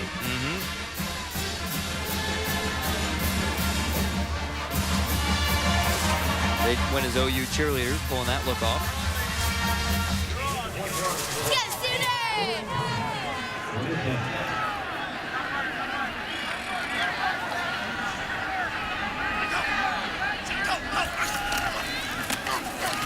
On 3rd down and 9, it's Brennan Clay again, the freshman from San Diego, who's number 5 on the depth chart in the game now for Oklahoma as the Sooners try and run out this win over Colorado. Chris Berman hosts ESPN's 2-hour pregame show. That would be today if you're on the East Coast, 11 a.m. Eastern. We're nearing midnight in Central time as well. Sunday NFL Countdown presented by IBM on ESPN, 11 a.m. Eastern time.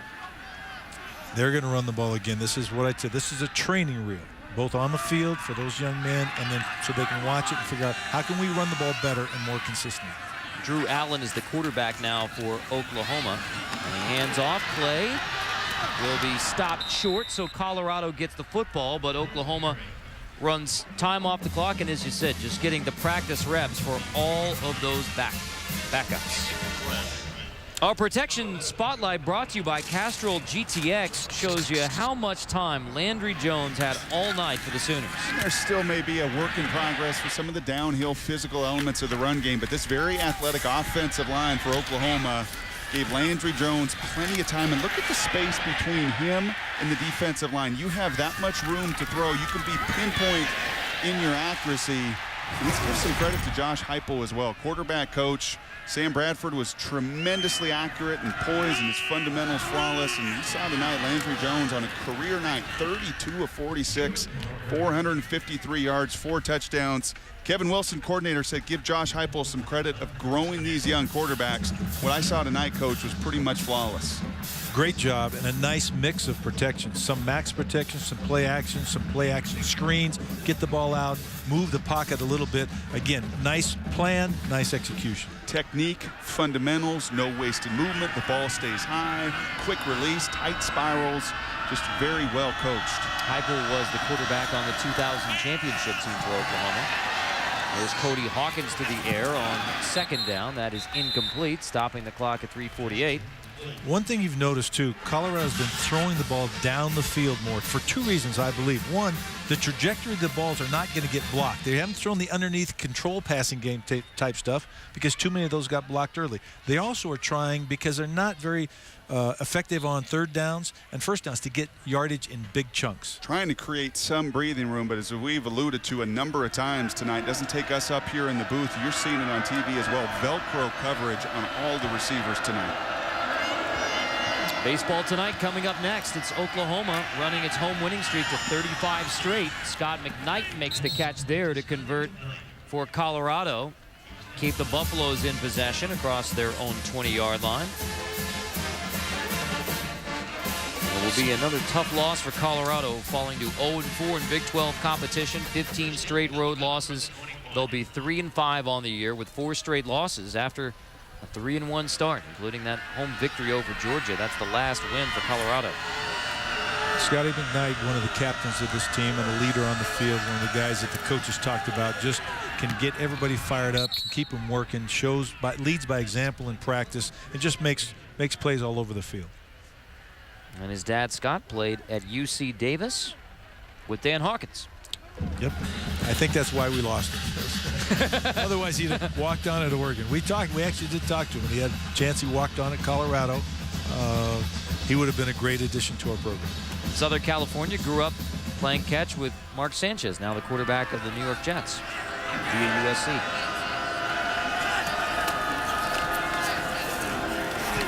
Stewart, nice cutback to get near a Colorado 1st down.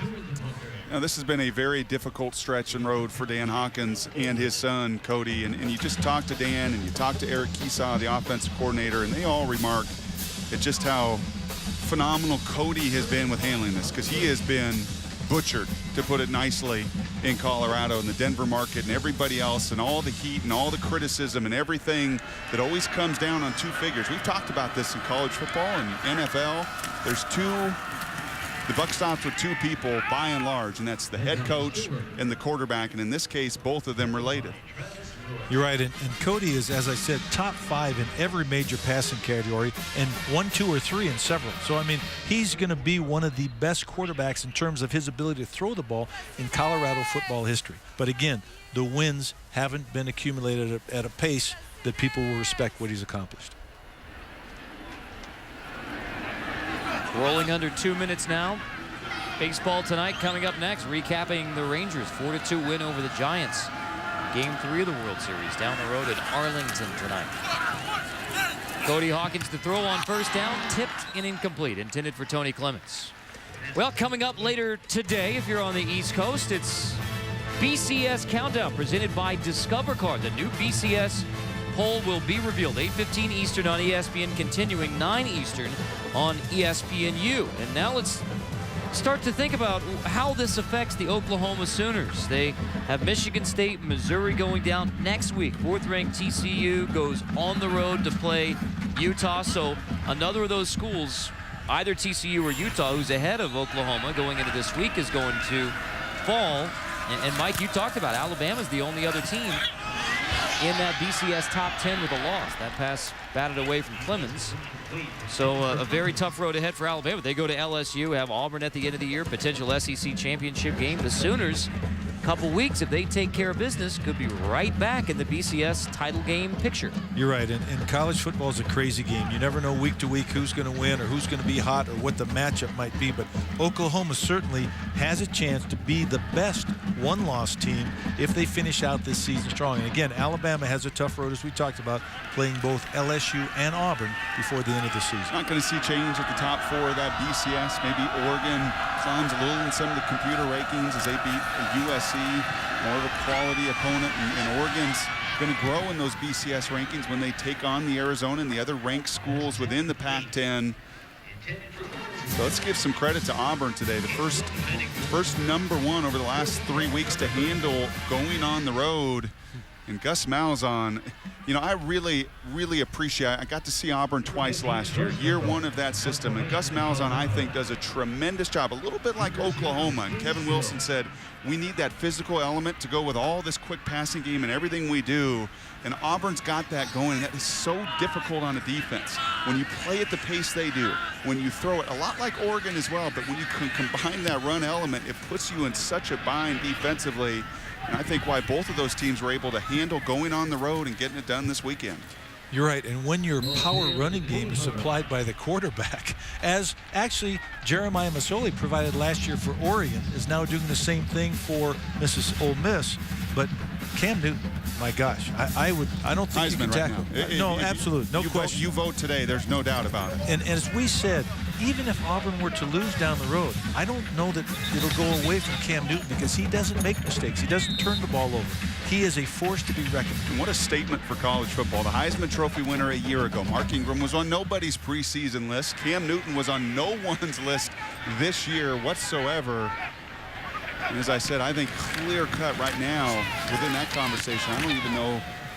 Seconds a long ways away, be it LaMichael James, Kellen Moore, some of the other names, but Cam Newton, a class of his own right now. Guys, Colorado off next year to the what will be the Pac-12, so this is the last time that Oklahoma and Colorado will meet as Big 12 rivals. Nebraska going to the Big 10 next year. With Nebraska's win today, they're atop the Big 12 North. If Oklahoma can beat Baylor and Oklahoma State at the end of the regular season, they would be atop the Big 12 South, potentially setting up the old rivalry in the Big 12 championship game. Last championship game of the Big 12, it was Oklahoma and Nebraska. Sooner fans would love to see that traditional rivalry that will end at the end of this year with the end of the Big 12 as we know it. And I think that would be a great football game, too. That would be a very compelling football game to watch, and the winner of that game would certainly have a chance, if it were Oklahoma, to go in to the next level.